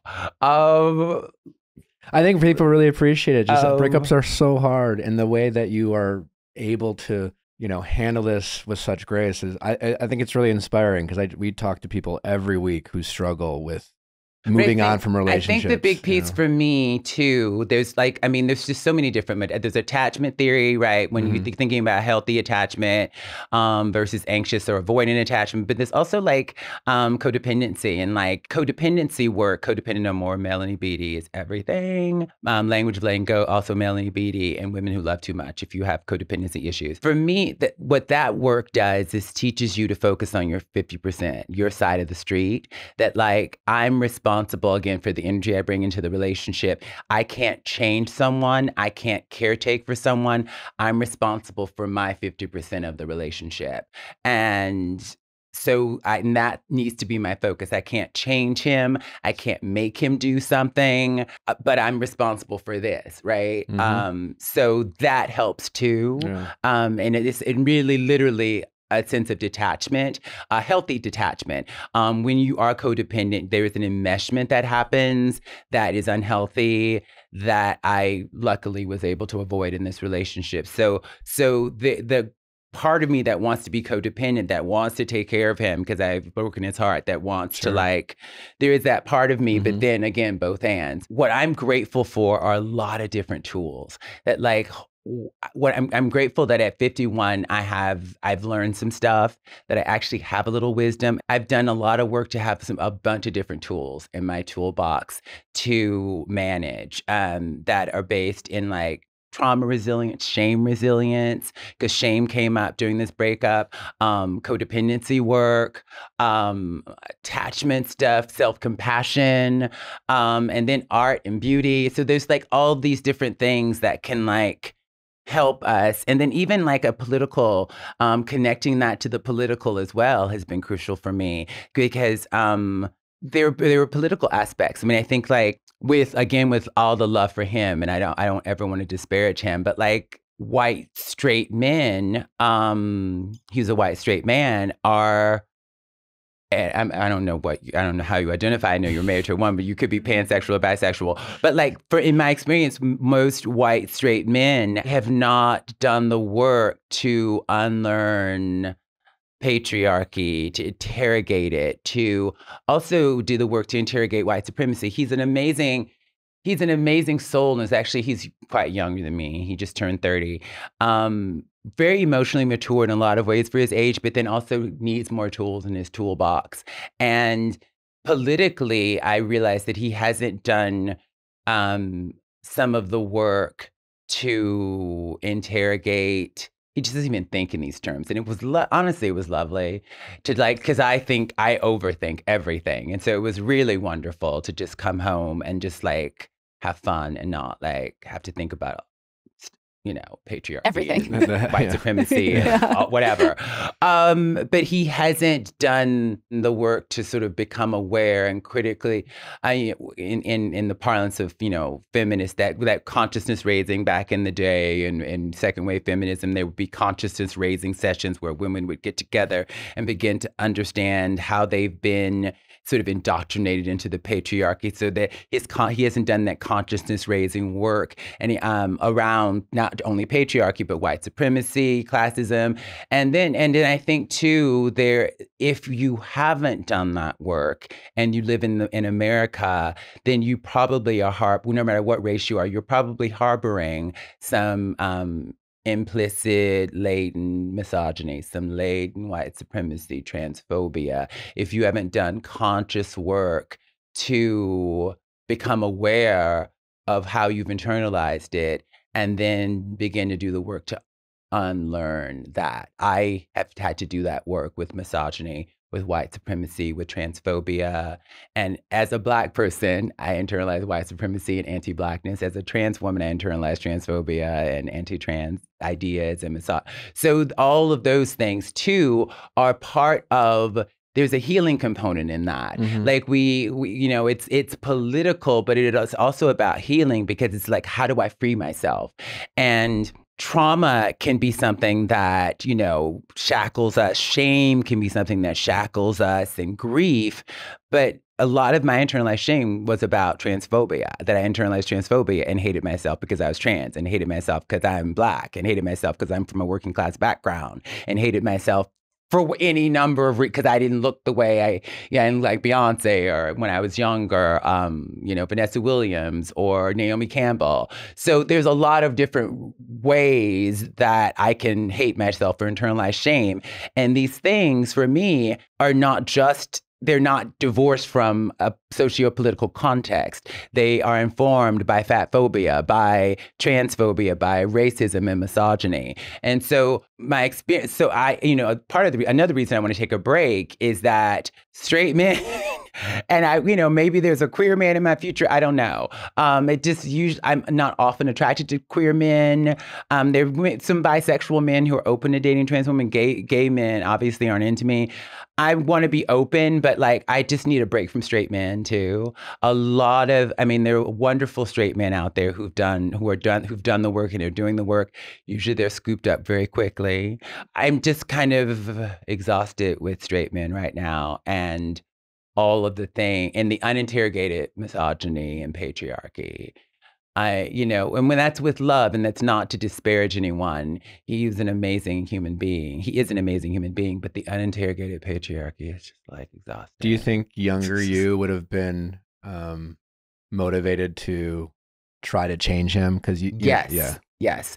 Oh my God, a fixer-upper. Yeah. Oh, honey. like a little renovation project. Little HGTV. I got this, HGTV for a relationship. Absolutely.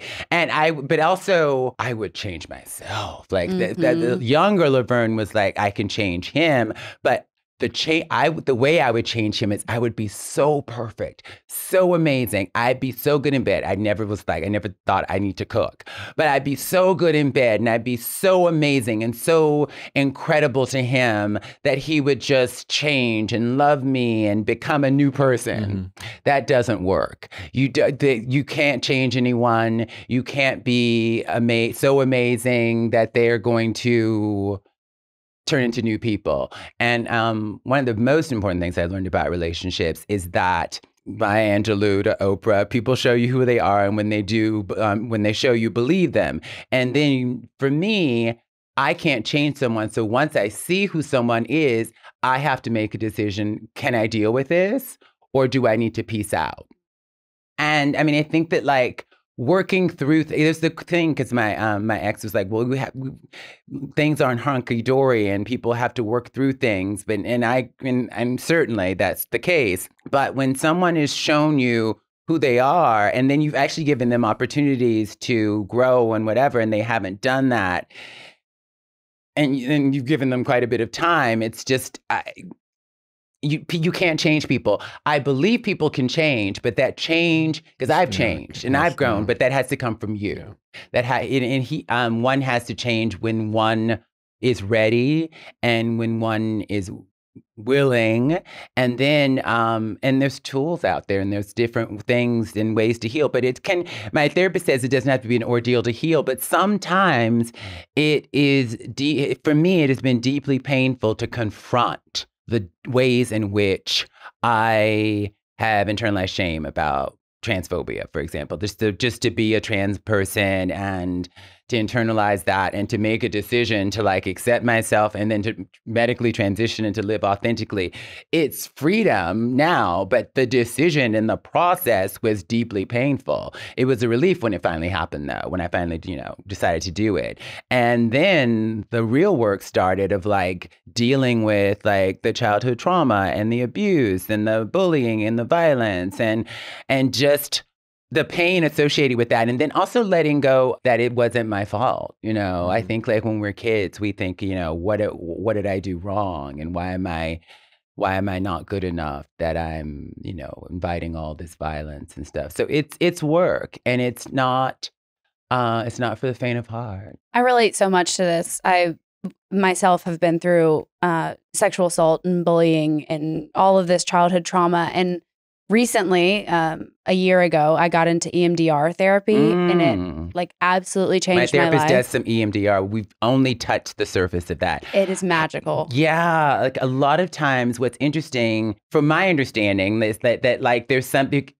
It can really just shift everything. How long did you do EMDR? Like, did you immediately feel things shifting when you committed? Yeah, absolutely. Wow. It felt very immediate. I mean, obviously, I continue to work at it, but it is the whole thing is just you reprocess it. And that way you can kind of watch what has happened to you like it's a movie and not like it's something that, has deeply affected you. What's brilliant about that is the nervous system does not know if a trauma happened 20 years ago.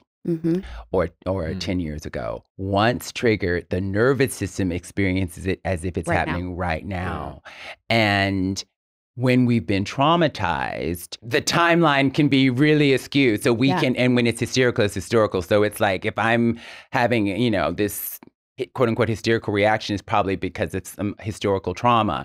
And so the beautiful thing about, we've done some processing work, not EMDR, but with my therapist, some processing work about putting that story, that event in the proper timeline so that I'm not affected by it as if it's happening now, that like once it's processed, it's in the timeline in a way and I'm able to like have some distance from it. And then also there's a phrase that my therapist uses, completing the survival response. I love that phrase, first of all, because I think that there's something that happens, particularly if you're a freezer in the fight, flight, or freeze scenario. There's a few other ones, but those are the big three. I'm a freezer. And so freezing is not completing that survival response. So then you're constantly, and then when you've had a lot of trauma, my therapist says you turn an alarm bell into a dinner bell and a dinner bell into an alarm bell. Does that resonate for you?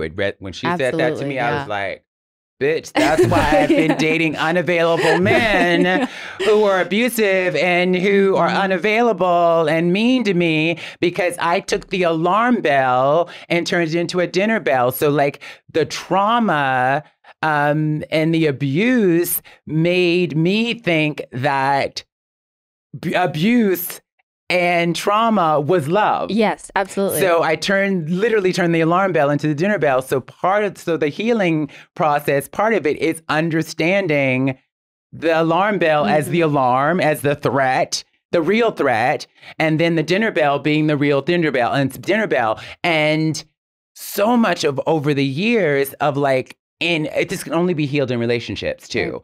Friendships, therapeutic relationships, and romantic relationships. So I remember that with a few boyfriends ago, when he was like available and loving and kind, it freaked me out.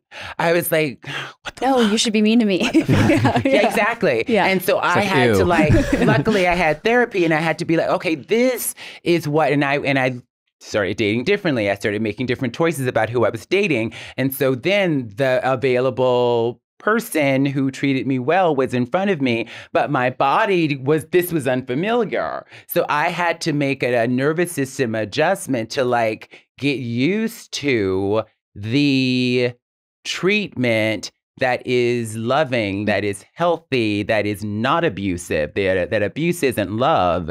And that it's like this mind fuck. It's this whole kind of cognitive dissonance, but it's really just getting that understanding when the dinner bell is the dinner bell and when the alarm bell is the alarm bell. So yeah, we went, yeah. But that's so much of the work of healing trauma. So then you can receive it. So if you haven't done the work, if you're in trauma or shame or whatever, and you haven't done the work, when the love comes, you won't be able to receive it. There's this beautiful moment when Oprah was ending her show and she was having a conversation with Iyanla Vanzant. And they were sort of processing because Oprah wanted to do a show with Iyanla, and Iyanla was like, it has to happen now. It has to happen now. She was, and Oprah wasn't ready she hadn't launched the network. So she wasn't ready. And so she had gotten an offer, Iyanla, with another network. And then Oprah was like, well, I guess you have to go. And she went and they changed her and she wasn't herself and the show didn't do well. And so Iyanla comes back and she's talking to Oprah and she was just like, I couldn't receive it. She's basically said, Oprah's like, I sat in the audience and put you on stage on my show. Did you not understand how amazing I thought you were? And she was like, I was still this girl from the ghetto who thought nothing of herself. And even as she was giving advice to people and even as she was fixing other people's lives, she hadn't internalized it for herself. She hadn't given it to herself. So even as Oprah is like offering the world and like saying that you're amazing, people can tell you're amazing all day long and that you're beautiful all day long. But if you don't believe it, you can't receive it. And she was like, I couldn't receive it. And so in this moment in the piece, I just always think about this. She literally says, I couldn't receive it, Oprah. And she says it like 5 or 6 times. I couldn't receive it. I couldn't receive it. And she gets emotional. And Oprah's like, okay, I understand. And so that is the thing too. And I think this is love, but it's also like all the other things that we want to manifest in our lives in terms professionally, that we have to prepare ourselves energetically, spiritually, psychologically, and emotionally to receive it when it shows up. Or we're not going to be able to know what to do with it. When we see celebrities sort of very young, spiraling out, getting addicted to drugs, and there's all this success. And success and fame is a lot. It's a lot. And it was a lot for me in my 40s when I got really famous and, at the height of Orange is the New Black, and like, I couldn't walk down the street, it was like really freaky and it was a lot. And I couldn't imagine being 20-something without the skills I had in my 40s. And it was still hard in my 40s. So being able to receive it, if you can't, then you might sabotage it. Usually that's what I would do. I would sabotage it. I would run away from it, the love or the career. One has to prepare oneself energetically, spiritually, emotionally, psychologically. So you have to work on your shit. Absolutely. Sabotaging is something that I feel like I definitely relate to. I mean, I struggled so much with like the inner child work. I think that's kind of a lot of what my therapist really needed me to work on. How did your inner saboteur, as RuPaul would say, how did it show up for you? And would it be in relationships or professionally or it was both? Sexually.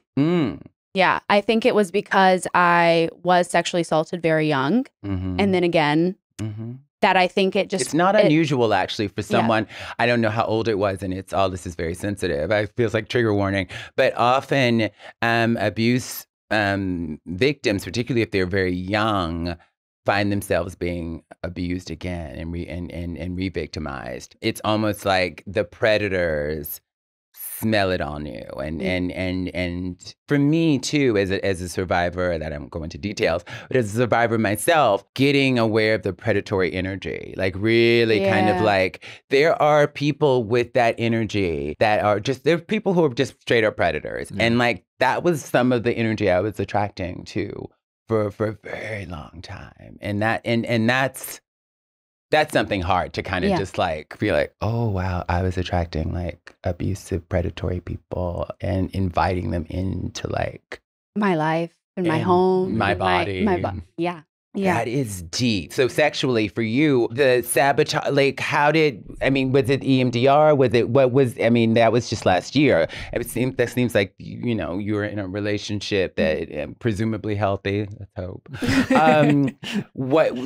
What has been the journey for you to like let go of the self-sabotage, to understand when the alarm bell was the alarm bell, to reprocess and reprogram? Was it just the EMDR? The EMDR was definitely like the holy grail of the awakening that I absolutely needed. I journaled a lot. I wrote a lot. But I think being in a healthy relationship really did show me the path that I needed to be on. I was very reckless. I made very poor decisions. And I think a lot of it stems from the sexual assault, but also abandonment. A lot of abandonment anxiety is something that I've really struggled with. So an anxious attachment in the parlance of attachment theory. Yeah. I think it... Or avoidant even. Maybe. A lot of it is from... My dad left when I was very young. And I think the way my therapist describes it is like that was, the first man in your life, that's supposed to love you and be there for you and take care of you. And he didn't want to.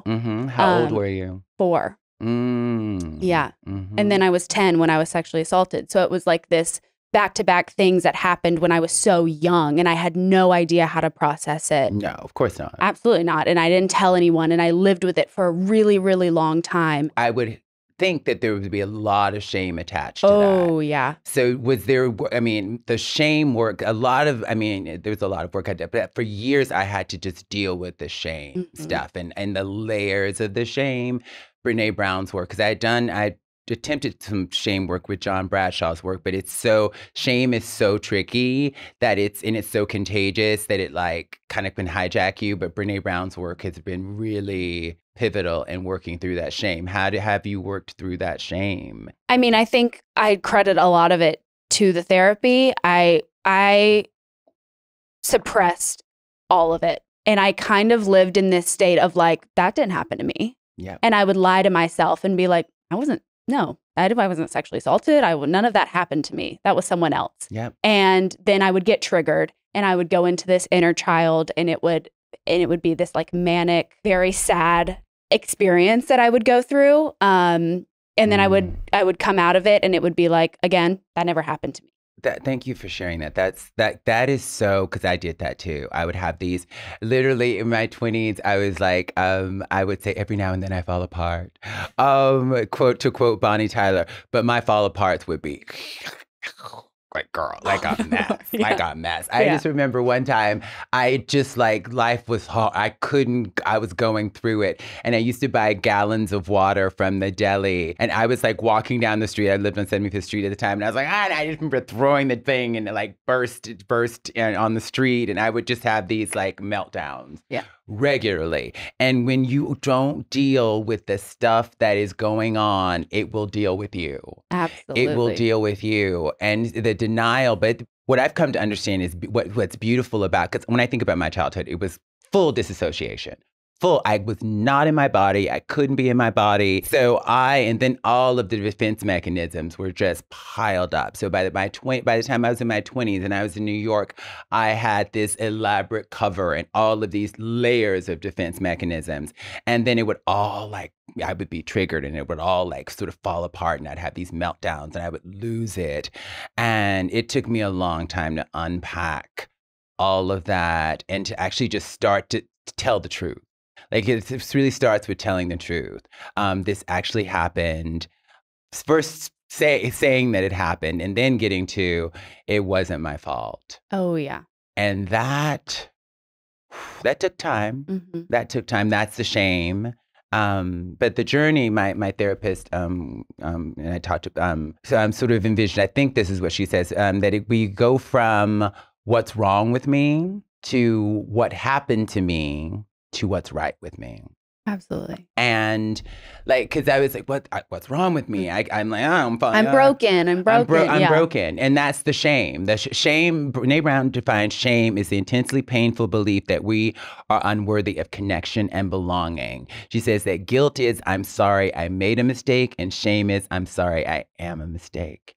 And when you have experienced abuse, at a very early age or abandonment from a parent, it is, I am unworthy, because particularly from a parent, it's like we're dependent on survival from our parents. And when they abandon us, and there's a lot of different ways to abandon a child. Oh, yeah. And we've experienced abuse, it's like, I'm unworthy. And the abuse, the shame around that is, I'm just gross and disgusting and I'm awful.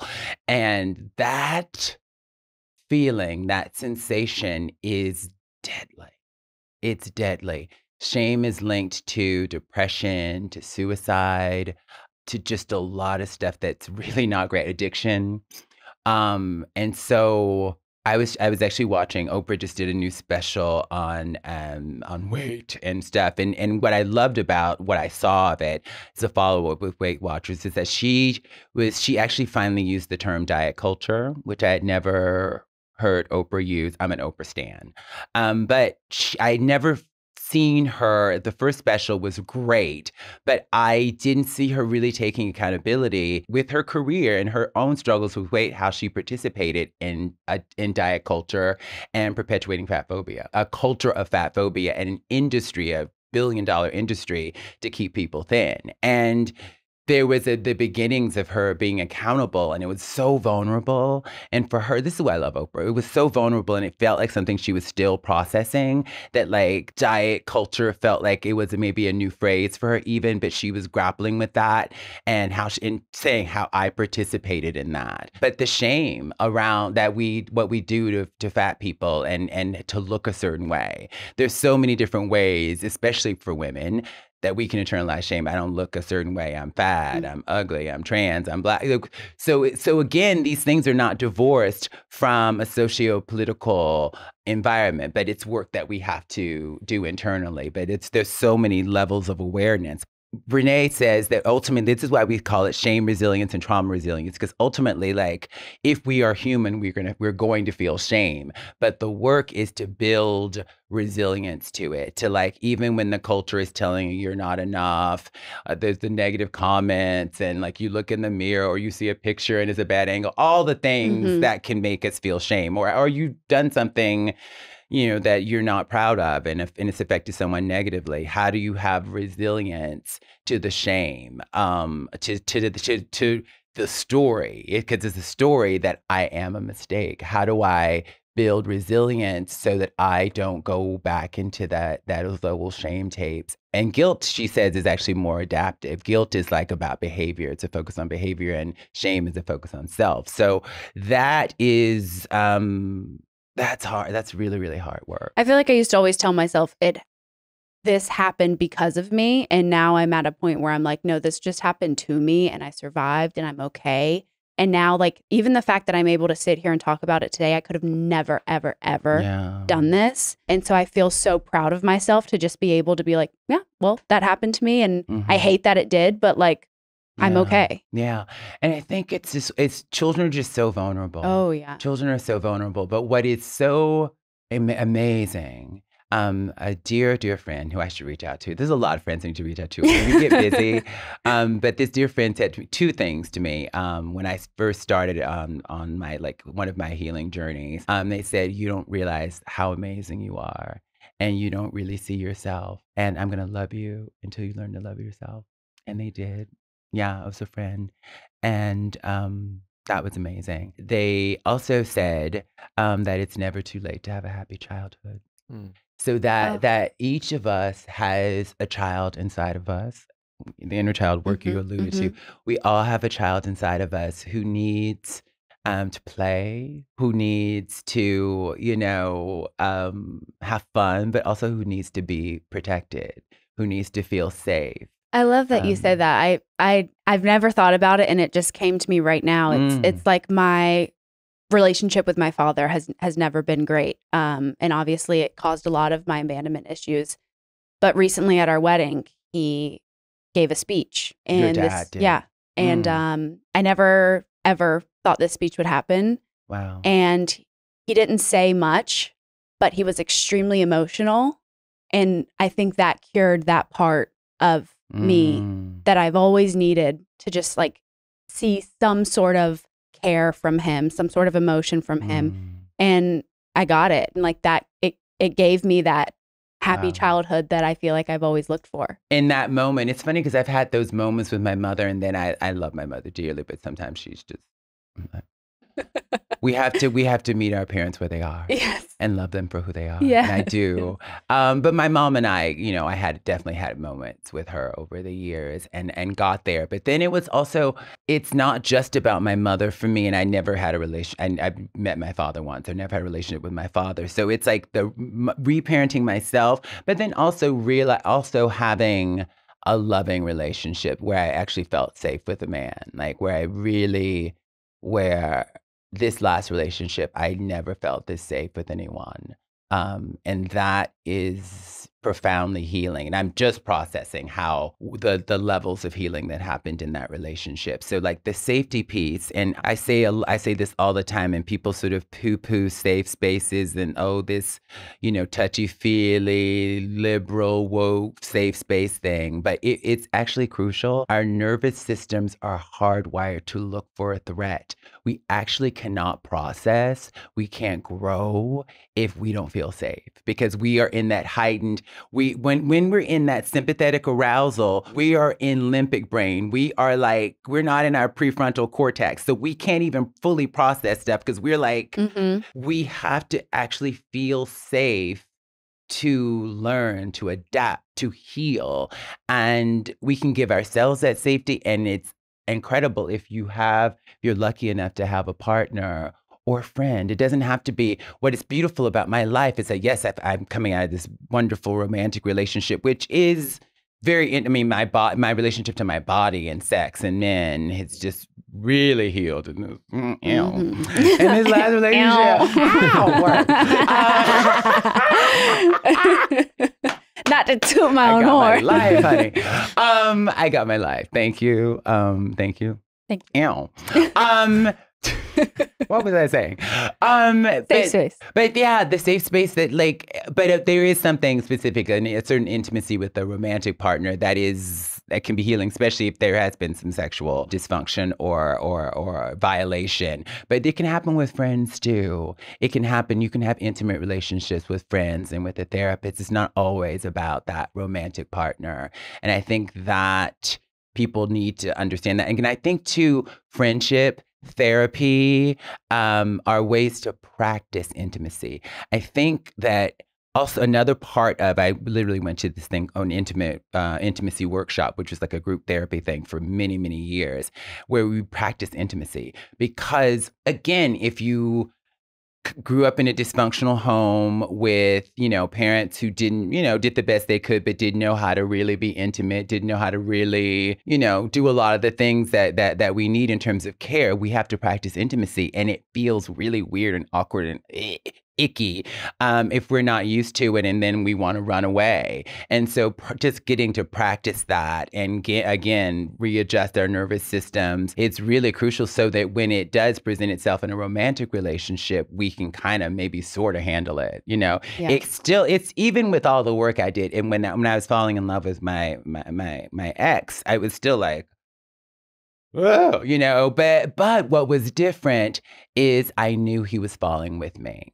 And I think this is that we were really falling together. And that there was never like, is he all in? Is he like, there was never any of that. And that's different, that he was fully all in. And I knew he was in love with me. Like, it was just so clear. It was the way he looked at me. And there was a slow dancing moment to Elton John that just kind of like was what just happened? Because he started out, okay, TMI, we're no longer together, but he's very private. But we started out as like, I was living in LA, and I had bought a place here in New York before the pandemic. I went into escrow because I was just tired of being in hotels when I was working a lot in New York. And so I bought a place here that was going to be a pied-à-terre in October, November 2019.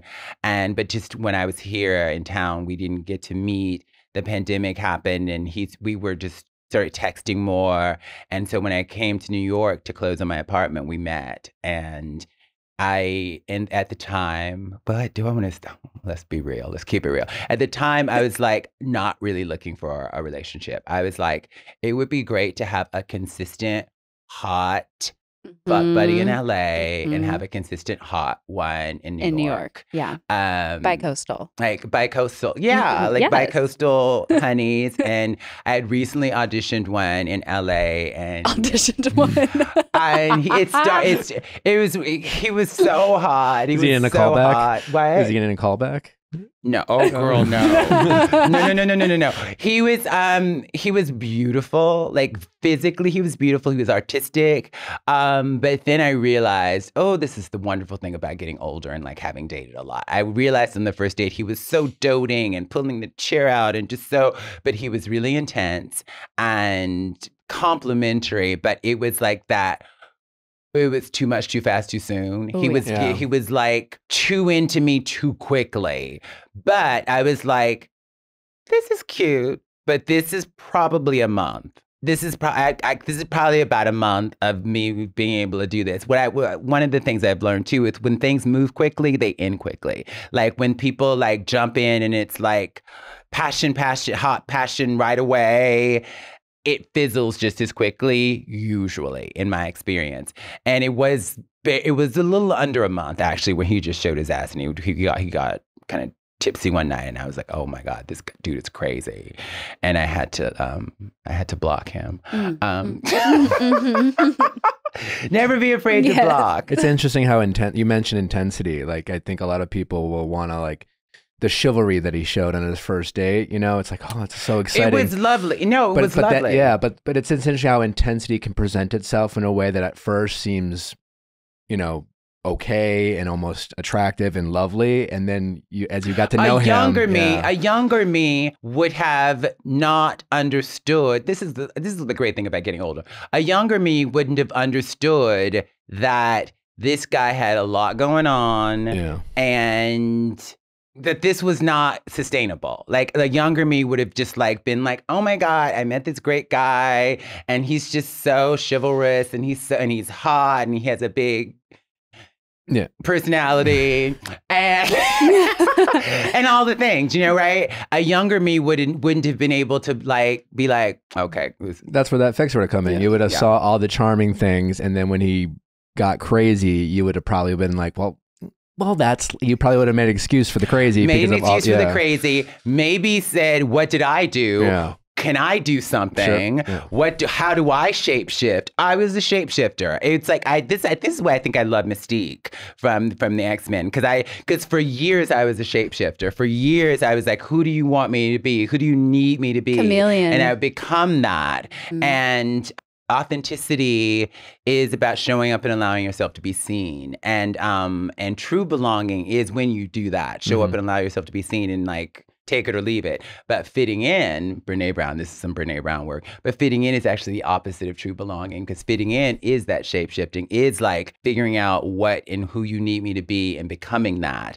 But when we do that, we betray ourselves. We betray ourselves, and I love that I'm in a stage of my life where I don't do that anymore. I'm an actress and I can play different characters on screen or on stage. And I learned many years ago to keep the drama on screen and on stage and not in my life. I don't do drama in my life. Absolutely not. Speaking of acting, so your role in Orange is the New Black, I feel, was pivotal. Certainly changed my life. How did that feel? What did that mean to you to play that role? Honestly, when it started, you know, I booked in 2012. I had just turned 40 and I was going to stop acting. Oh, wow. I moved to New York in 1993 and thought I'd be a superstar in 2-3 years tops. And I turned 40 and had done a lot of off-Broadway shows, student films, independent films for very little money. I had my SAG card. I had done a reality show, but I hadn't had that breakthrough moment. And I had been in class and studying and working, and it hadn't happened. And when I turned 40, I was in rent arrears. I had gotten my second eviction notice in a couple of years. I was working in a restaurant, but business was slow. I was in student loan debt, credit card debt, and I was just like, you need to get your fucking life together. You're fucking 40. And I was talking to someone who had just gone back to school, and I was like, I need to let go. I had to, the letting go was like, this is maybe all that God has wanted for me. And I need to just change paths now. And it was very difficult and it was really sad, but I bought GRE study materials and I started literally getting college applications for grad school, and was planning to go to grad school. And my agent called me and said, there's an audition for some web series, and said in a women's prison, there's a role for you. And I was just like, oh. And it was that, but I was like, I read it and I was like, oh, this looks cool. And I prepared the audition. It was 2 scenes. I prepared it on my own. I didn't even consult with my acting coach. And I went in and did it, got an adjustment, did it again, and booked it from that one audition. And I had no idea that, I mean, at the time, Netflix House of Cards hadn't come out yet. And Netflix was like the DVD delivery place. And so it was a web series. So and then like I get on set my first day and Jodie Foster's there. And she's like, I'm directing episode 3. I didn't know episode 3 would be my character's backstory. I didn't know any of that going. I knew none of that. I had literally one scene in the pilot. So I was just, when I got that script for the episode 3, I was like, oh my God, this is what I've been waiting for my whole career, this kind of storyline. And I was talking to my manager, Paul, about it. And he was like, when we read that script, and it changed that script changed my life. That episode led to my first Emmy nomination, my first Critics' Choice nomination. Jodie Foster, who directed it, she got her first Emmy nomination. It was her first time directing television. It changed my life. And there's so many things about that, but one of the things I love is that God's time, not my time, right? But then that when this moment happened, when I was on set with one of my idols, I mean, Jodie Foster was like, when I met her the first day I was on set, I literally was very calm. And she's like, oh, let me show you around the set. So Jodie Foster commences to give me a tour of the set because it was my first day. And she's asking me questions about myself. And I was just at craft services checking out the food. You're like, be cool. And all of a sudden, and I'm staying really calm. And it's Jodie fucking Foster in front of me. And I'm like, and so it was like a good 30 minutes. Oh, you want to listen? She gave me her headphones so I could listen to the scene. She was so sweet. And then I literally get back to my dressing room and I call my brother shaking. I just met Jodie Foster. I don't think I can work. I don't think I can act. Oh my God, oh my God, oh my God. I was completely freaked out. I mean, I still idolize Jodie Foster. I literally study scenes of hers, and break them down and try to figure out what she was doing. And she was just in front of me. Then I got to be directed by her. Still one of the highlights of my career. I could cry. And I love her so much. I just got to interview her on the red carpet. I saw that. And I love her so much. That changed my life working with her. And it was such an honor. But I was also prepared for the moment. And this is what I say to anybody, that all of the student films I did for free, committing to acting class every week. I remember I was dating 2 different guys at 2 different points, and they were like, oh, let's go away and we can stay a month. And I was like, oh, I have acting class that night. And they were like, oh, you can miss it. I was like, no. And for me, acting, when I wasn't working, I was in acting class. And I learned early on from Susan Batson, actually, that this has to be my job, that I have to commit to this like nobody's business. And it has to be the most important thing in my life. The training, the technique, prioritizing it. And I would never let anything get in the way of that. And I worked really, really hard. And I learned the business. I did a reality show, so I learned the branding part of it, which I didn't know how important that would be later. And so when I got there was the business piece of it, but just artistically, when I was, Jodie wanted to rehearse a lot because she, before we started shooting, and I'm being in her office, and there's a scene that my character has with her wife, and Jodie was like, let's try it. And so when the first few times I met Jodie, I couldn't even breathe, honestly. Sure. I was like, and I'm so glad we had those meetings beforehand, because if my first time meeting her was on set when she was directing me, I would have been like, unwell. So, but then the shift happened when she was like, let's try the scene. So we get up and I'm doing a scene with Jodie Foster, and she's like, can I touch you? And then she's playing my wife, and it just was like, oh, she's an actor too. I'm an actor. And it humanized her for me in a way. And she's so down to earth and so chill, but she's also brilliant, and she has this light inside of her, and she's so passionate and energetic and smart and just incredible. But I was in her, I'll never forget doing a scene with Jodie Foster. It was in her office, it wasn't on camera. It was how special that was for me, just as an artist, and as someone who loves acting and has deep respect for people who really do the work like Jodie. Yeah. So I was ready artistically and technically to be directed by Jodie Foster and to step fully into this moment that had been written, not with me in mind, but so just get ready, work, and when, because there's no Oprah again, she says there's no such thing as luck. Luck is preparation meeting opportunity. So prepare, and when the opportunity comes, be ready and be prepared. And I was. It took, and literally Orange is the New Black premiered 20 years after I moved to New York. And then a week later, people were stopping me on the street. I guess people are watching because we didn't know. We couldn't tell if people were watching on Netflix. And then, I watched on Twitter, I was getting 10,000 new followers a week. And then, a month later, people were really stopping me because people are really watching. A few months later, I couldn't walk down the street. And so it was kind of really quick, and it was weird and exciting. And then it got scary because people are running up to you on the streets of New York. And as a trans woman who's had people running up on me my whole life, it's has trauma. The nervous system can experience good things as trauma too. Too much, too fast, too soon. Good things can be that too. It was incredible. And the show's been off the air for years, but I meet people and people are still discovering the show. Oh, yeah. People were deeply affected by the show. And so it's an honor to have been a part of a project that has affected people that way. And those are the kinds of projects that change actors' lives. I'm all about the next thing, though. I've been so lucky to do other work, and I have 3 movies that I've shot that are in the can. I just saw the trailer for it. It looks fucking amazing. Well, it's been announced that I'm in it. I don't know the date. There's a movie called Uglies that's based on the young adult book series by Scott Westerfield, and I have a role in it. The role hasn't been announced, so I can't say what the role is yet. But the trailer looked so good. I got so excited, and I saw some scenes from it, and it may be coming out in the fall. It's not, sure yet. We're not sure yet. It's going to be on Netflix, and I'm just so excited. And there's another couple movies. They just shot a movie with Keanu Reeves and Jonah Hill, and Jonah directed, and that was fabulous. And I have another movie that hasn't been announced yet. So that's incredible. It really is. How was it like working with Keanu Reeves? Neo. It's Neo. Yeah, right.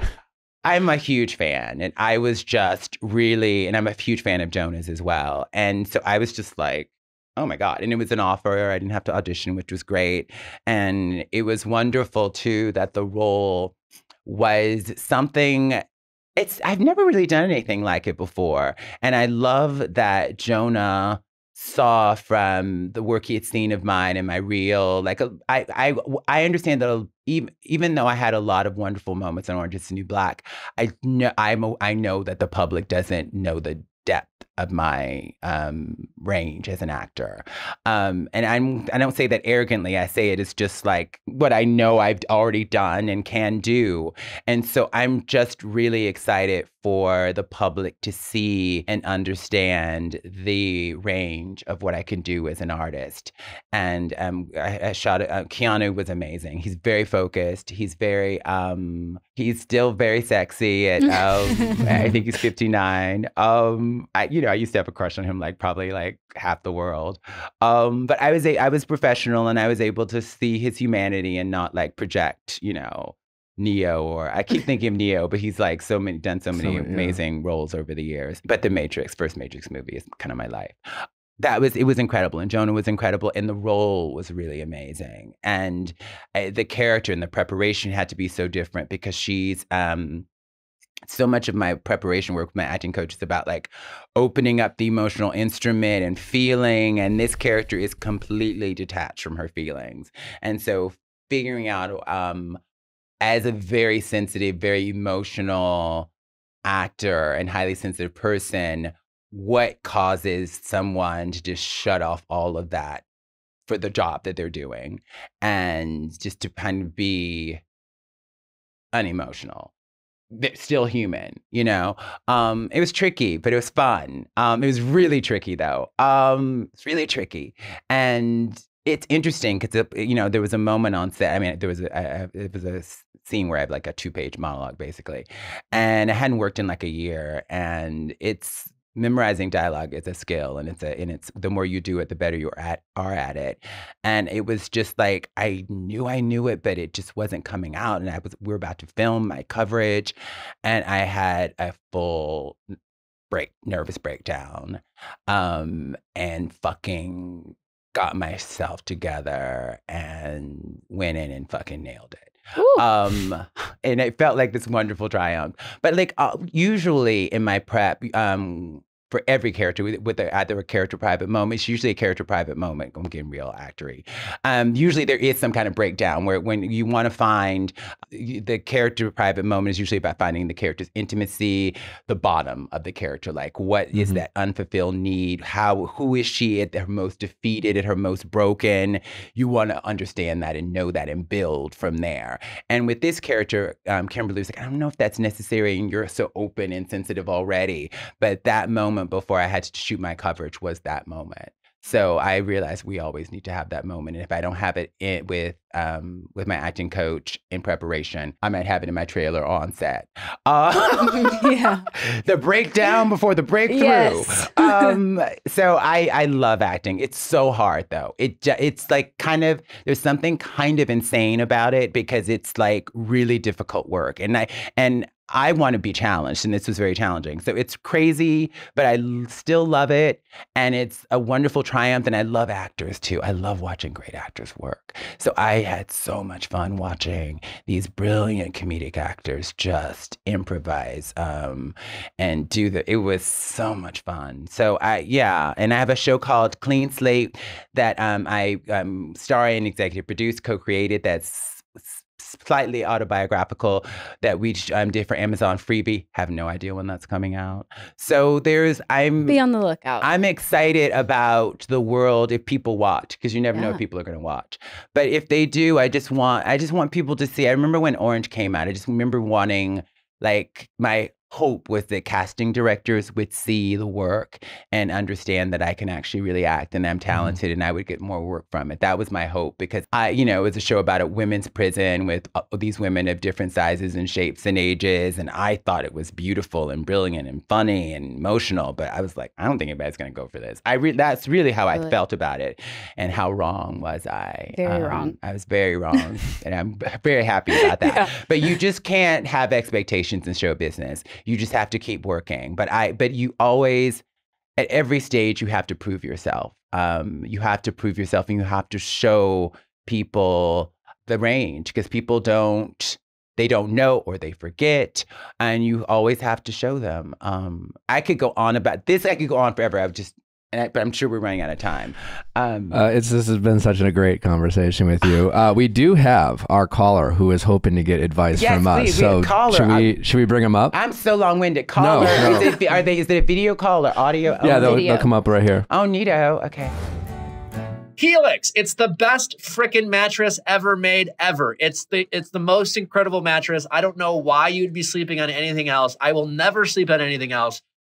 I've been offered other mattresses to sleep on. I was like, absolutely not. I'm a Helix customer for life. Get that other crap out of here. It's amazing. We've been traveling for 2 weeks now and sleeping in hotel beds. And every single night we're like, we cannot wait to get back to our Helix bed. That's the only crappy thing about our honeymoon is we're not sleeping on a Helix mattress. And yeah, are we staying in a luxury hotel? Sure. But it can't be that great because it doesn't have a Helix mattress. It's unbelievable how amazing Helix mattress is. I can't advocate for it enough. If it's not clear how great I think it is, everyone in the mattress market needs to get a Helix mattress. They have a mattress for everyone. I think they have, over 20 different styles? Everybody's unique and everyone sleeps differently. That's why Helix has several different mattress models to choose from, each designed for specific sleep positions and field preferences. Models with memory foam layers to provide optimal pressure relief if you sleep on your side. Models with a more responsive foam to cradle your body for essential support in stomach and back sleeping positions, plus enhanced cooling features to keep you from overheating at night. What more could you ask for in a mattress? Truly. Helix is offering up to 30% off all mattress orders and 2 free pillows for our listeners. Just go to helixsleep.com/VIALL. That's helixsleep.com/VIALL. This is their best offer yet, and it won't last long. With Helix, better sleep starts now. If you love your dog, got to make sure you're feeding them high quality ingredients, because listen, we do not get enough time on this great earth with our furry critters, and what you feed them matters. It really does. Sundays is a fresh dog food made from a short list of human-grade ingredients. Sundays was co-founded by Dr. Tori Waxman, a practicing veterinarian who tests and formulates every version of each recipe. Sundays contains 90% meat, 10% superfoods, and 0% synthetic nutrients or artificial ingredients. I mean, listen, we just feel good feeding our pups, Steve and Jeff, high quality food when it comes to Sundays. And the best part is it's easy to travel with. It's easy to package. You don't have to freeze it. Sundays does not require refrigeration or preparation because of their air drying process. Just a pour and serve. Extremely easy, extremely healthy. It's Sundays. Every order ships right to your door, so you'll never have to worry about running out of dog food again. Get 40% off your first order at Sundays. Go to sundaysfordogs.com/VIALL or use code VIALL at checkout. Again, that's sundaysfordogs.com/VIALL. How's it going? Good. I'm Sarah. I'm 26, and I'm wondering why men keep ghosting me on dating apps. How long have you been dating on dating apps? Not very long. So this is like part of a New Year's resolution that I started. I tend to be very shy and can like live in my own little bubble and be very happy doing that. But like want to be intentional this year about kind of putting myself out there and trying new things. And so I started this like the middle of January. So like 5-ish months. And I would say of the like majority of people that I have matched with, I feel like 9 times out of 10, like the conversation just stops mid-conversation and I never hear from them again. Okay.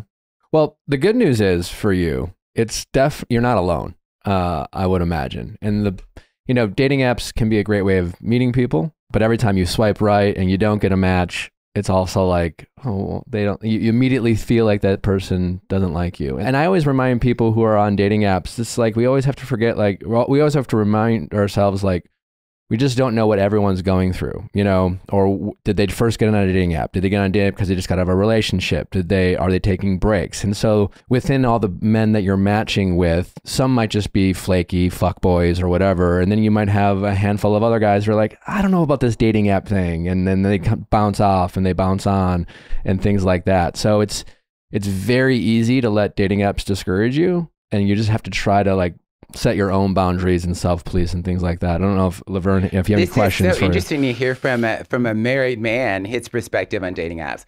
Because for me, I'm recently single, but I met my last 3 boyfriends on dating apps. Before apps, I started my first boyfriend I met on a dating website for trans women in 2000. So I've been doing internet dating and dating on apps for over 20 years. So I have a lot of rules and I have a lot of ways to navigate it. I think the most important thing is to not take it personally. I'm a 4 agreements girl. Do you know the 4 agreements? Do we know the 4 agreements? Mm-hmm. The 4 agreements, you can Google them, but be impeccable with your word, always do your best, never assume, and don't take anything personally. And when it comes to dating apps and these people who don't know you, don't take anything personally. And when the second you said, why are men ghosting me? I was like, that's what they do. My girlfriends, my experience and the experiences of my girlfriends is that they disappear. One of the hardest things to find, even when you get off the apps, is a man who's going to be consistent. Consistency is if you can find a man who consistent, as in he's contacting you consistently, you see him consistently, he doesn't disappear and reappear, consistent like contact, and that's huge, and that is rare. So don't take it personally. It's a numbers game. I think I like to set boundaries around it so I'm not on them all day.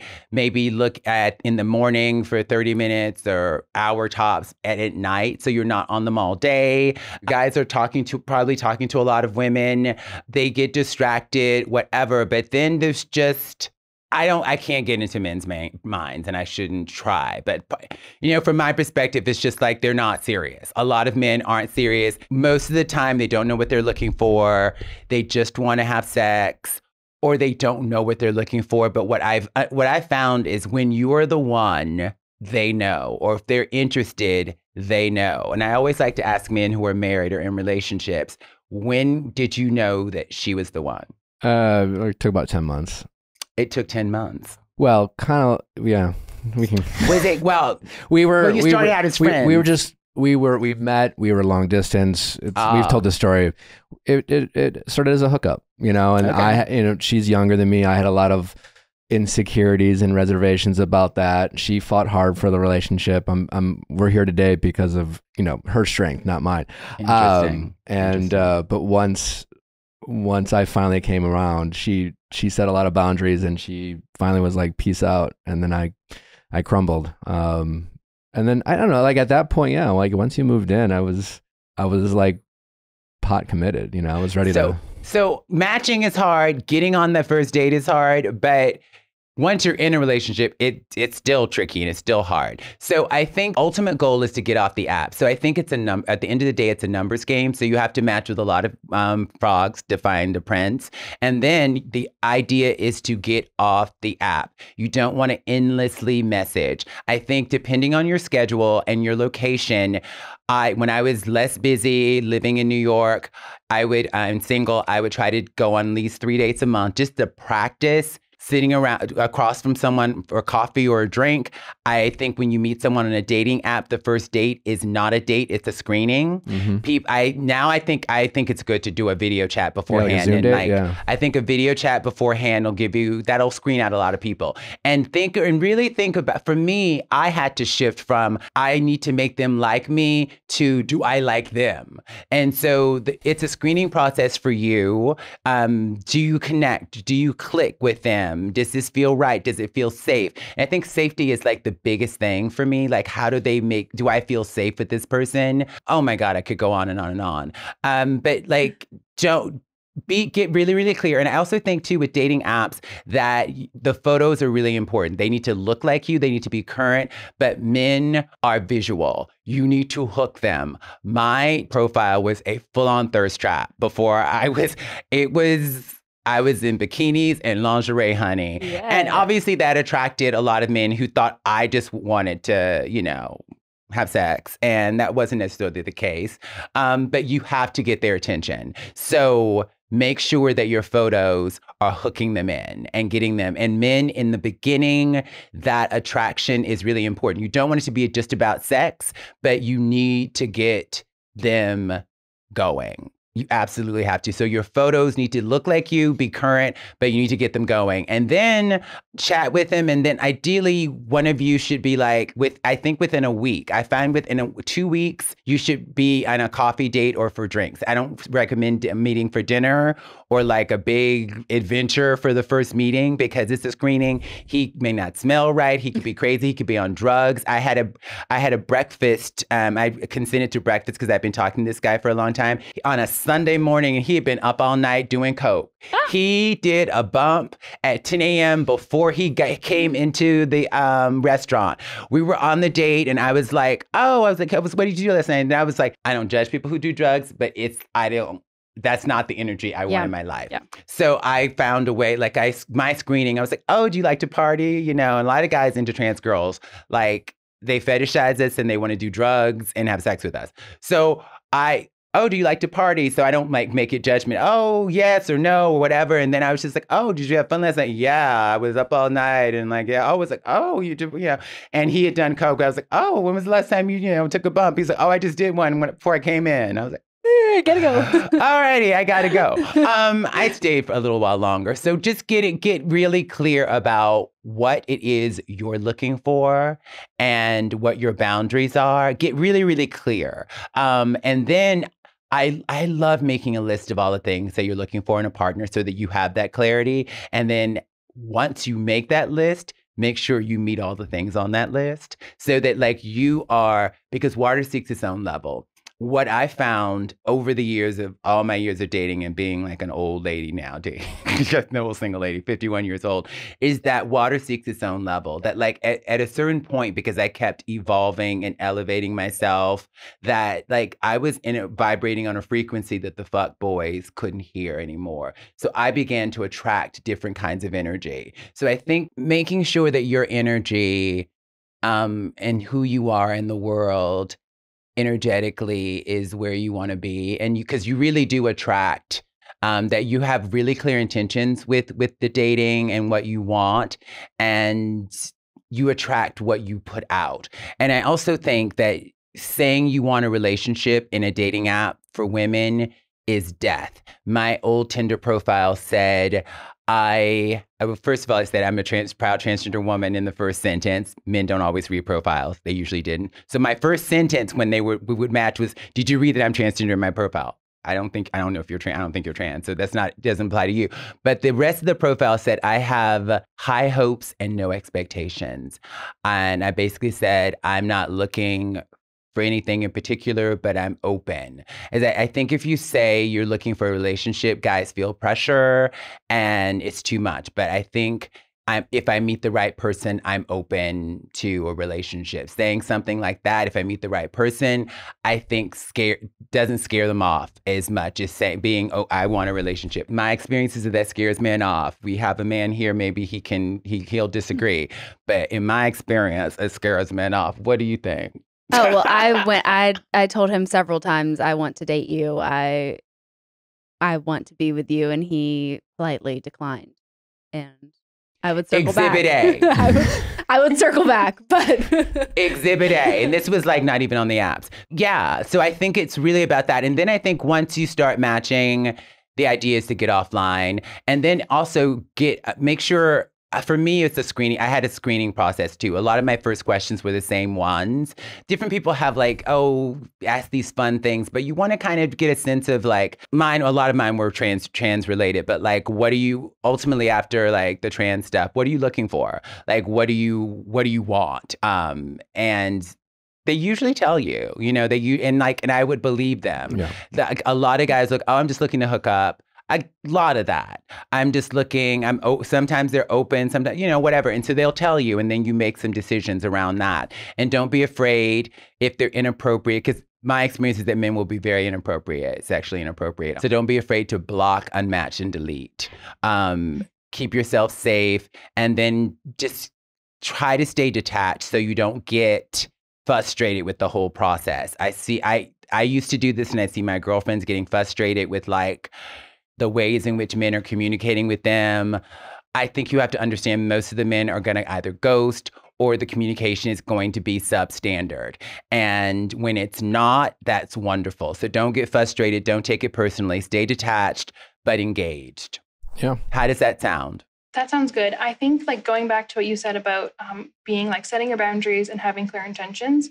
Like my personality is one that I know what I want. I'm intentional. Like I sat down before I even went on the apps and was like, what do I want from this? Like, what am I looking to get? What are some boundaries for me? And I think sometimes that intimidates people because I don't want to waste my time. And so like after we've chatted for a couple of days, I'll hit him with some hard questions. And usually I'm like, hey, is it okay if I hit you with some hard questions? Like what kind of hard questions? Okay. I want to know like politics, religion, intentions, like those kind of things. And I feel like there's some that like are very clear about that. And they're like, yeah, okay. Like, and they answer and they're fine. And then others like will just be like, no, I'm not going to talk about that. And I'm like, okay, you're not for me. Like we operate so differently. I would maybe save that for like at least the Zoom date or the screening. I would save it for in person. Yeah. I would say, yeah. For me, that would be a no. I think I think like, what are your intentions?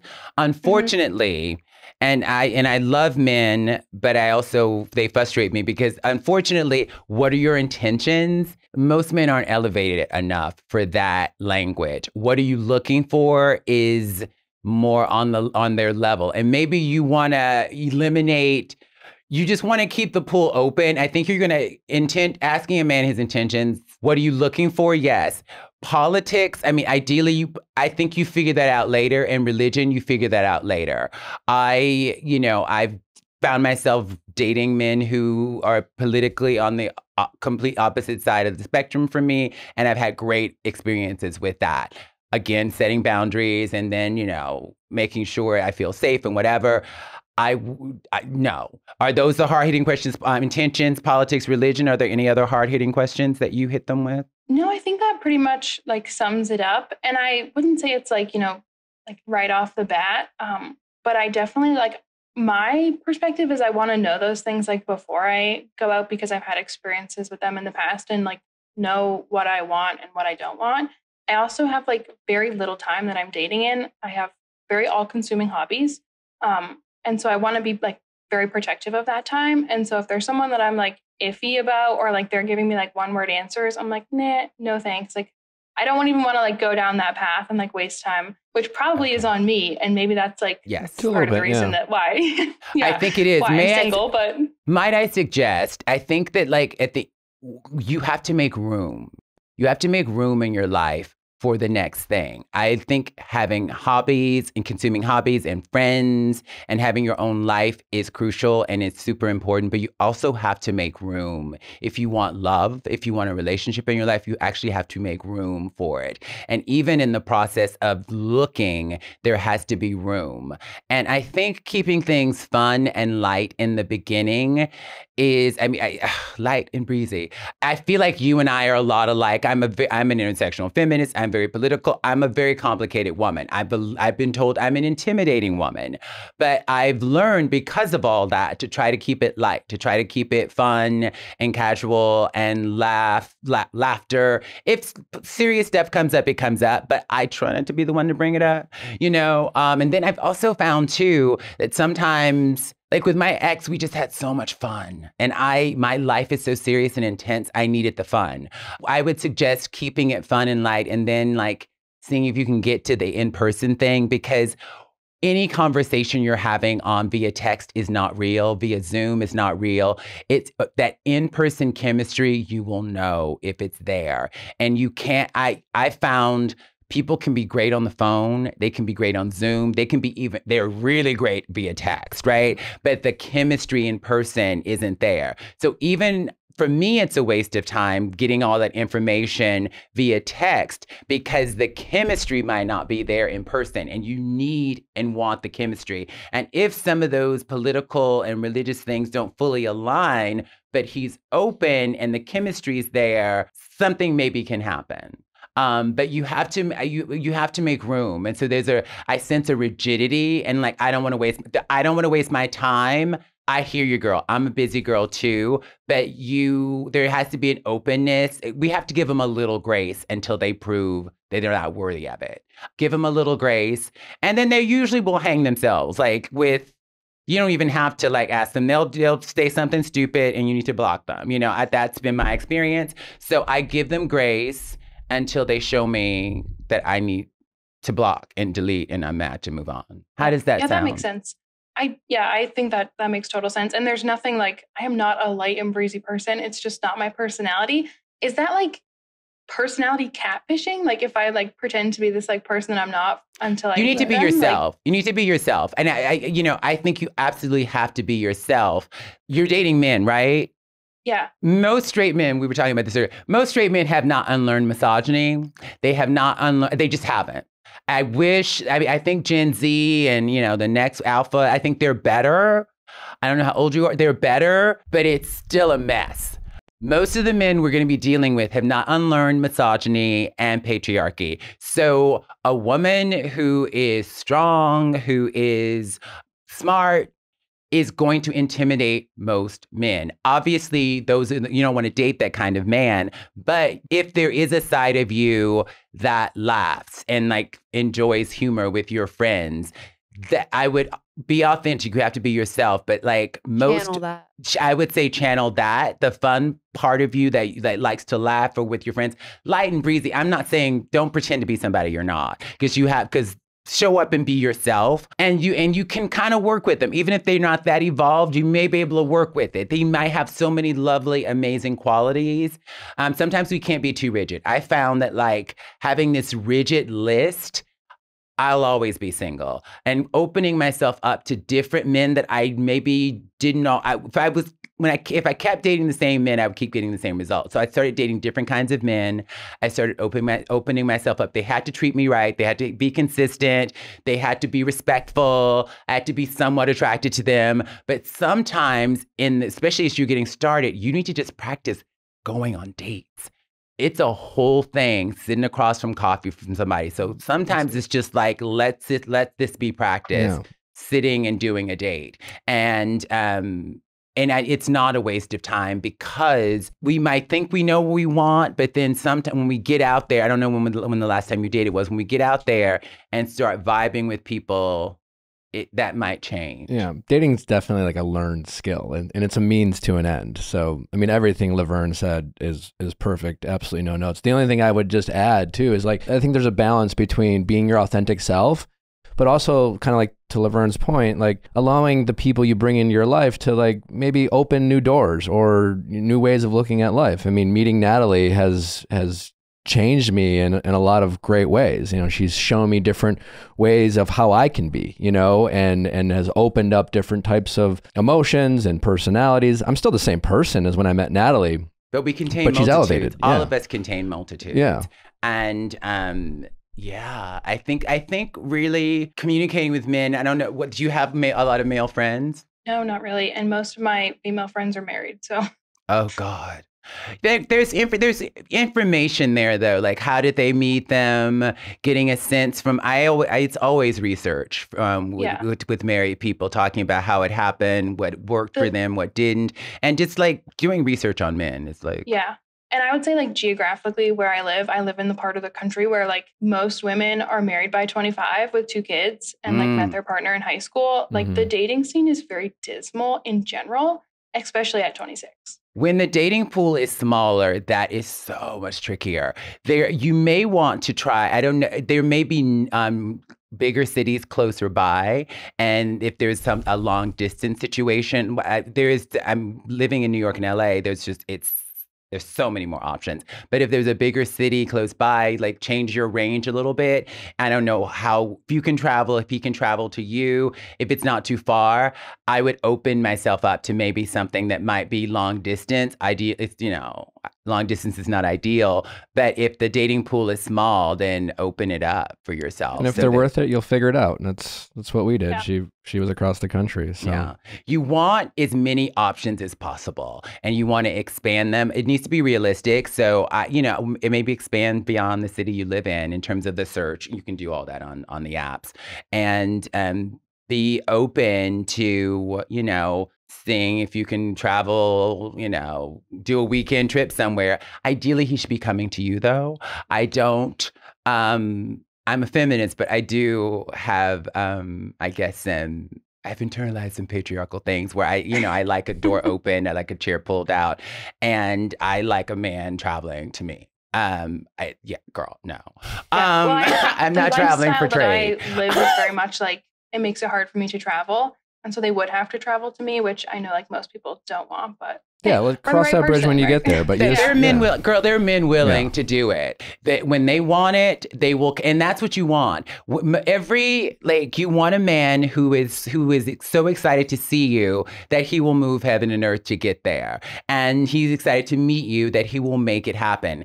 And when a man is really into you, and this is what you want, when a man is really into you, he will make it work, and he won't ghost, and he will be consistent. And that's the biggest thing I've learned. When they're disappearing, when they're ghosting, he's not that into you. To quote that unfortunate movie and that line from Sex and the City, he's not that into you. When they are, in my experience, they will show it, and they will keep showing up when they're into you. And until you feel that, you keep looking. And ideally you get a little roster of men, a few that you're dating until one emerges from the pack that is worthy of all the beautiful gifts that you have to offer.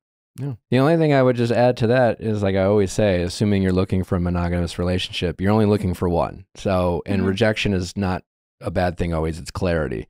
And don't get discouraged by a bunch of men that you don't know. They're just strangers, you know? And just because you read their bio and you like a couple pictures, don't let a bunch of strangers that you would end up not liking yourself had you got to know them make you feel discouraged because they're inconsistent, they're flaky, they're ghosting and things like that. So, and that's just kind of just knowing before you go into these apps, the kind of territory that kind of they're going to ghost. Yeah. They're going to disappear. Most of them are going to do that. Just don't let it bother you. Remember, it's not personal. And remember that you are a gift, and what an honor it would be for them to actually get to meet you in person and to have your time. What an honor for them. Not, and it's not about being egotistical or arrogant, but it's just a quiet knowing of your majesty and your power. Just knowing it for yourself. And that energy, just making sure that you live in that energy. It's not about being arrogant, but living in the energy of your majesty. That makes sense. I do wonder if sometimes I am like maybe dragging conversations on like more than I should, because I don't want to be the one that like doesn't respond and gives off the impression that like I'm not interested, but also like quite frankly, some of these people are just boring and like can't hold a conversation. And it, like at that point, is it wrong of me to just be like, "Hey, this isn't for me," or like, should I be the one that's ghosting? This is via text, right? Yeah. This is via text. I think it's about getting off the apps, getting off text as soon as possible, and meeting in person whenever possible, like within a week or within 2 weeks. I don't think you should be texting. And then I think you don't want to text too much in those first 2 weeks. It's like those texts should be like, "Oh, what did you do?" Like it's not, the getting to know you is in person. It's your pen pals if you're doing too much getting to know you via text, in my experience. There was a dude I met on chat in 2006, and we texted for years and never met. Literally like 2 months ago, he texted me. We've never met and we never will. Like literally there are men who just will never want to meet you, but they'll text you and they'll pen pal with you. And it sounds like you really don't have time for that. And I don't have time for that either. So, and the great way to get out of it, oh my God, it's, I'm heading into work right now. Oh, I'm working on a project. I'll talk to you later. I can't wait to continue this conversation, maybe in person. Just so instead of like those, because sometimes we have those text conversations that go on all day. Set there's limits. Like no clear stopping point. But like, that's like a problem. Neither person wants to be the one that doesn't respond. But like, I feel like if I don't respond, then they're going to take that in like the wrong way. But oftentimes, like, I don't want to text this person all day. Like, we can't read minds. Yeah, that's the thing, though. We can't read minds. If they take it the wrong way, then maybe that's information that will tell you that they're not your person. You can be polite and direct at the same time. And if you are polite and direct and that somehow rubs them the wrong way, then you're getting information that tells you something. But then sometimes communication via text, too, can be confusing. Like mixed messages, like we don't... Tone. That's why texting, and my friend of mine says texting is the lowest form of communication. Yeah. We read it in our emotion. We may be like projecting. We don't really even fully know sometimes. I think setting some boundaries, I'm going to sleep, because sometimes those texts, a conversation that started the day before and you're continuing the next day, I think setting some limits around the texting, particularly in the beginning, because you don't know him, is really important. And then starting over the next day. Starting a new conversation, not continuing, you know? Yeah.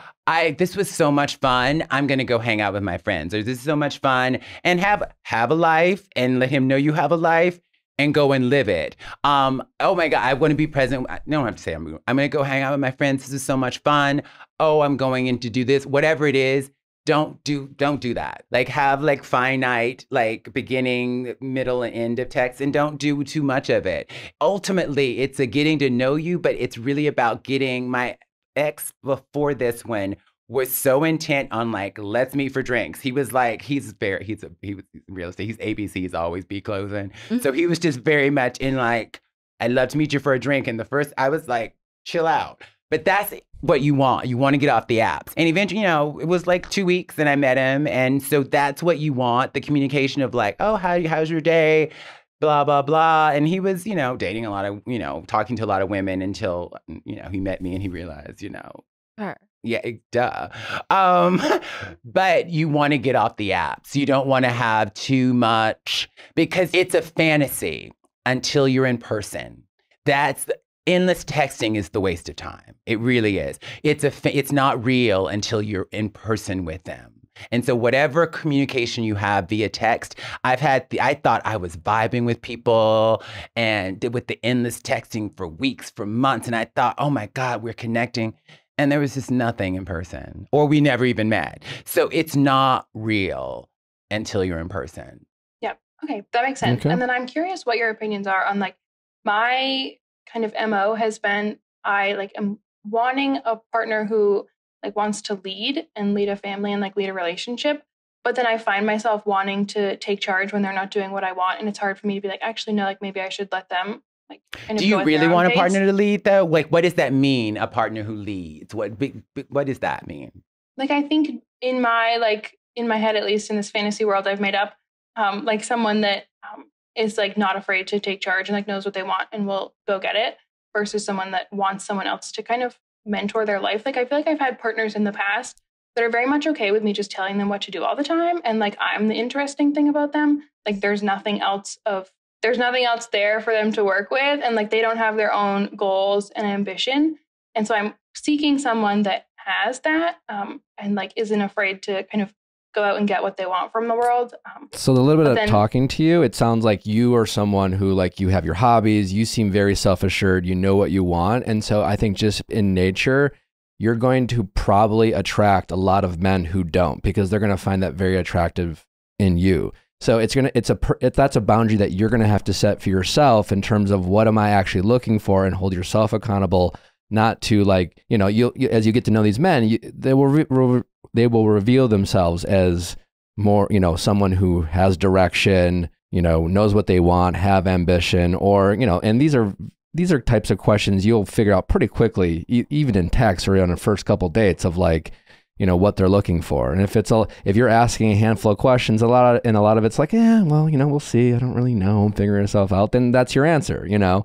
And then when they tell you who they are, you know, believe them. But yeah, that's just something I think you need to be aware about yourself, and then have those boundaries to hold yourself accountable, not to try to change them and try to fix them and all those things that we're all kind of prone to do. And I think too, I hate generalizing, but I've been doing that a lot. My experience with men as a really ambitious, driven, I think smart woman, is that other men who are also ambitious, driven, smart, and strong don't want a woman who is.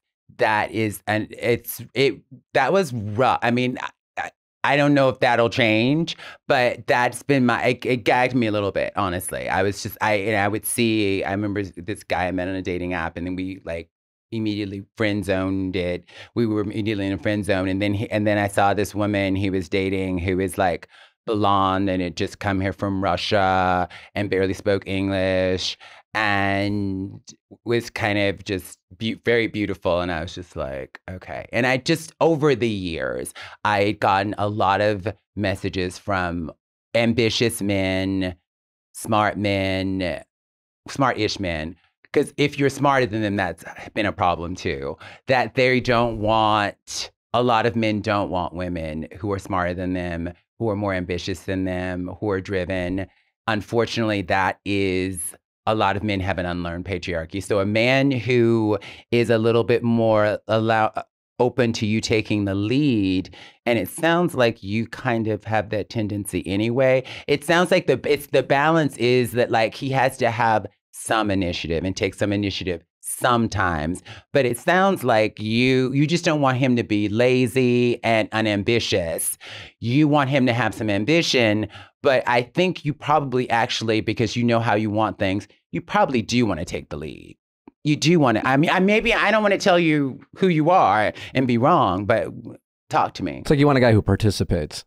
Yeah, I want him to be an active participant. Like especially in the early stages of dating, I don't want to be the one like setting up all the like dates for the future and like planning what we do and kind of setting the course of that. In the beginning, absolutely not. Don't do that. I think in the beginning, at least, I mean, it's all very patriarchal and old school, but I do think that he should be setting up the dates. He should be, sometimes I'll like, you know, for my convenience, like when I was in New York, I would set up the date like within like a block and a half of where I lived. So because I got stood up a lot as a trans woman, whatever, and I wouldn't leave my house till they were there. So sometimes I would like be like, meet me in a certain vicinity, but it's good after that, but again, the first date isn't a date, it's a screening. After that, he should be taking initiative. He should be like, when do I want to see you again? They should be booking the next date.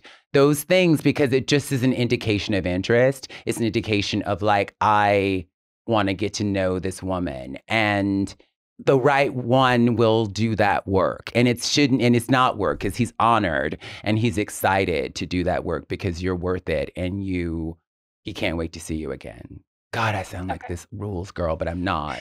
So then for the first, to like get off the apps and get out of that kind of like texting, like dead hole of whatever, like where you get sucked into it, it's okay like for me to kind of initiate that in order to get out of that stage, and then expect them to initiate future dates. Yeah, I would say so. And you see where they are, see where they are with it. Oh, well, if it feels right, we should maybe start with a video chat, these days, because that's another good pre-screen, because you can screen out a lot of people in terms of wasting time and having to leave your house. A pre-screen with video chatting, I think, is a good idea. So we should video chat, and like after a few conversations, we should video chat and see if we click. I would start there, and I wouldn't mind suggesting that. And then I think you taking some initiative and see what happens in the beginning, because sometimes they need to be pushed along a little bit, but after that, then they need to like engage and participate. How does that sound to you guys? What do you guys think about that? 100%. No notes. I agree. Yeah. Got this. All right. All right. I can totally do that. All right. And have fun. This should be fun. More than anything, have fun. Yes. Dating, the best thing about dating, even when it goes wrong, is you have great stories. Yeah. And honey, I have some great stories, because some stuff has gone left, but they're great stories later on. So have fun. Yeah. It's a means to an end. Try to have some fun. There'll be highs and lows, and take breaks when you need to take breaks. That's always really important, because you can definitely get fatigued, but get back on and you'll be good. And then definitely let us know how it's going. Like, we'll follow up with you in a couple months and see if you've been able to implement any of Laverne's and our ideas, and we'll see how it's going. Yeah, I'll be sure to let you know how it goes. I'm pretty busy in the summer, and so I don't expect that I'll be doing like much dating in the summer. But however you do it, make the time. Make the time. Though. All right, make the time. All right, take care. Love it. All right, have a good rest of your day. You too. Bye bye. You too.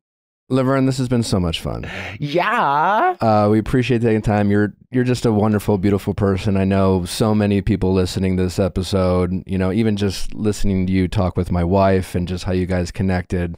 I'm sure we'll talk this afternoon just about just all the kind of just beautiful, inspiring things that you talked about. And it's just been a real pleasure. So thank you. What I love about my podcast is I've learned so much from my guest, and how wonderful it is to get to process that with your partner. That's like really cool. That's a gift. I want to say, from one survivor to another, I'm very proud of you.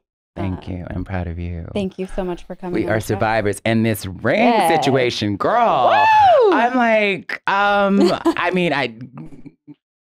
podcasting, yes. Yes. Congratulations to both of you. Thank you. Thank you. Not to be superficial, but every once in a while. If you're ever in LA, let us know. We'd love to take you out. Thank you guys for listening. Thank you again for Laverne and her time. Don't forget to send in those questions at AskNick@ViallFiles.com for all things texting office hours. Ask Nick. We'll see you back on Monday. See you then. Bye. Bye.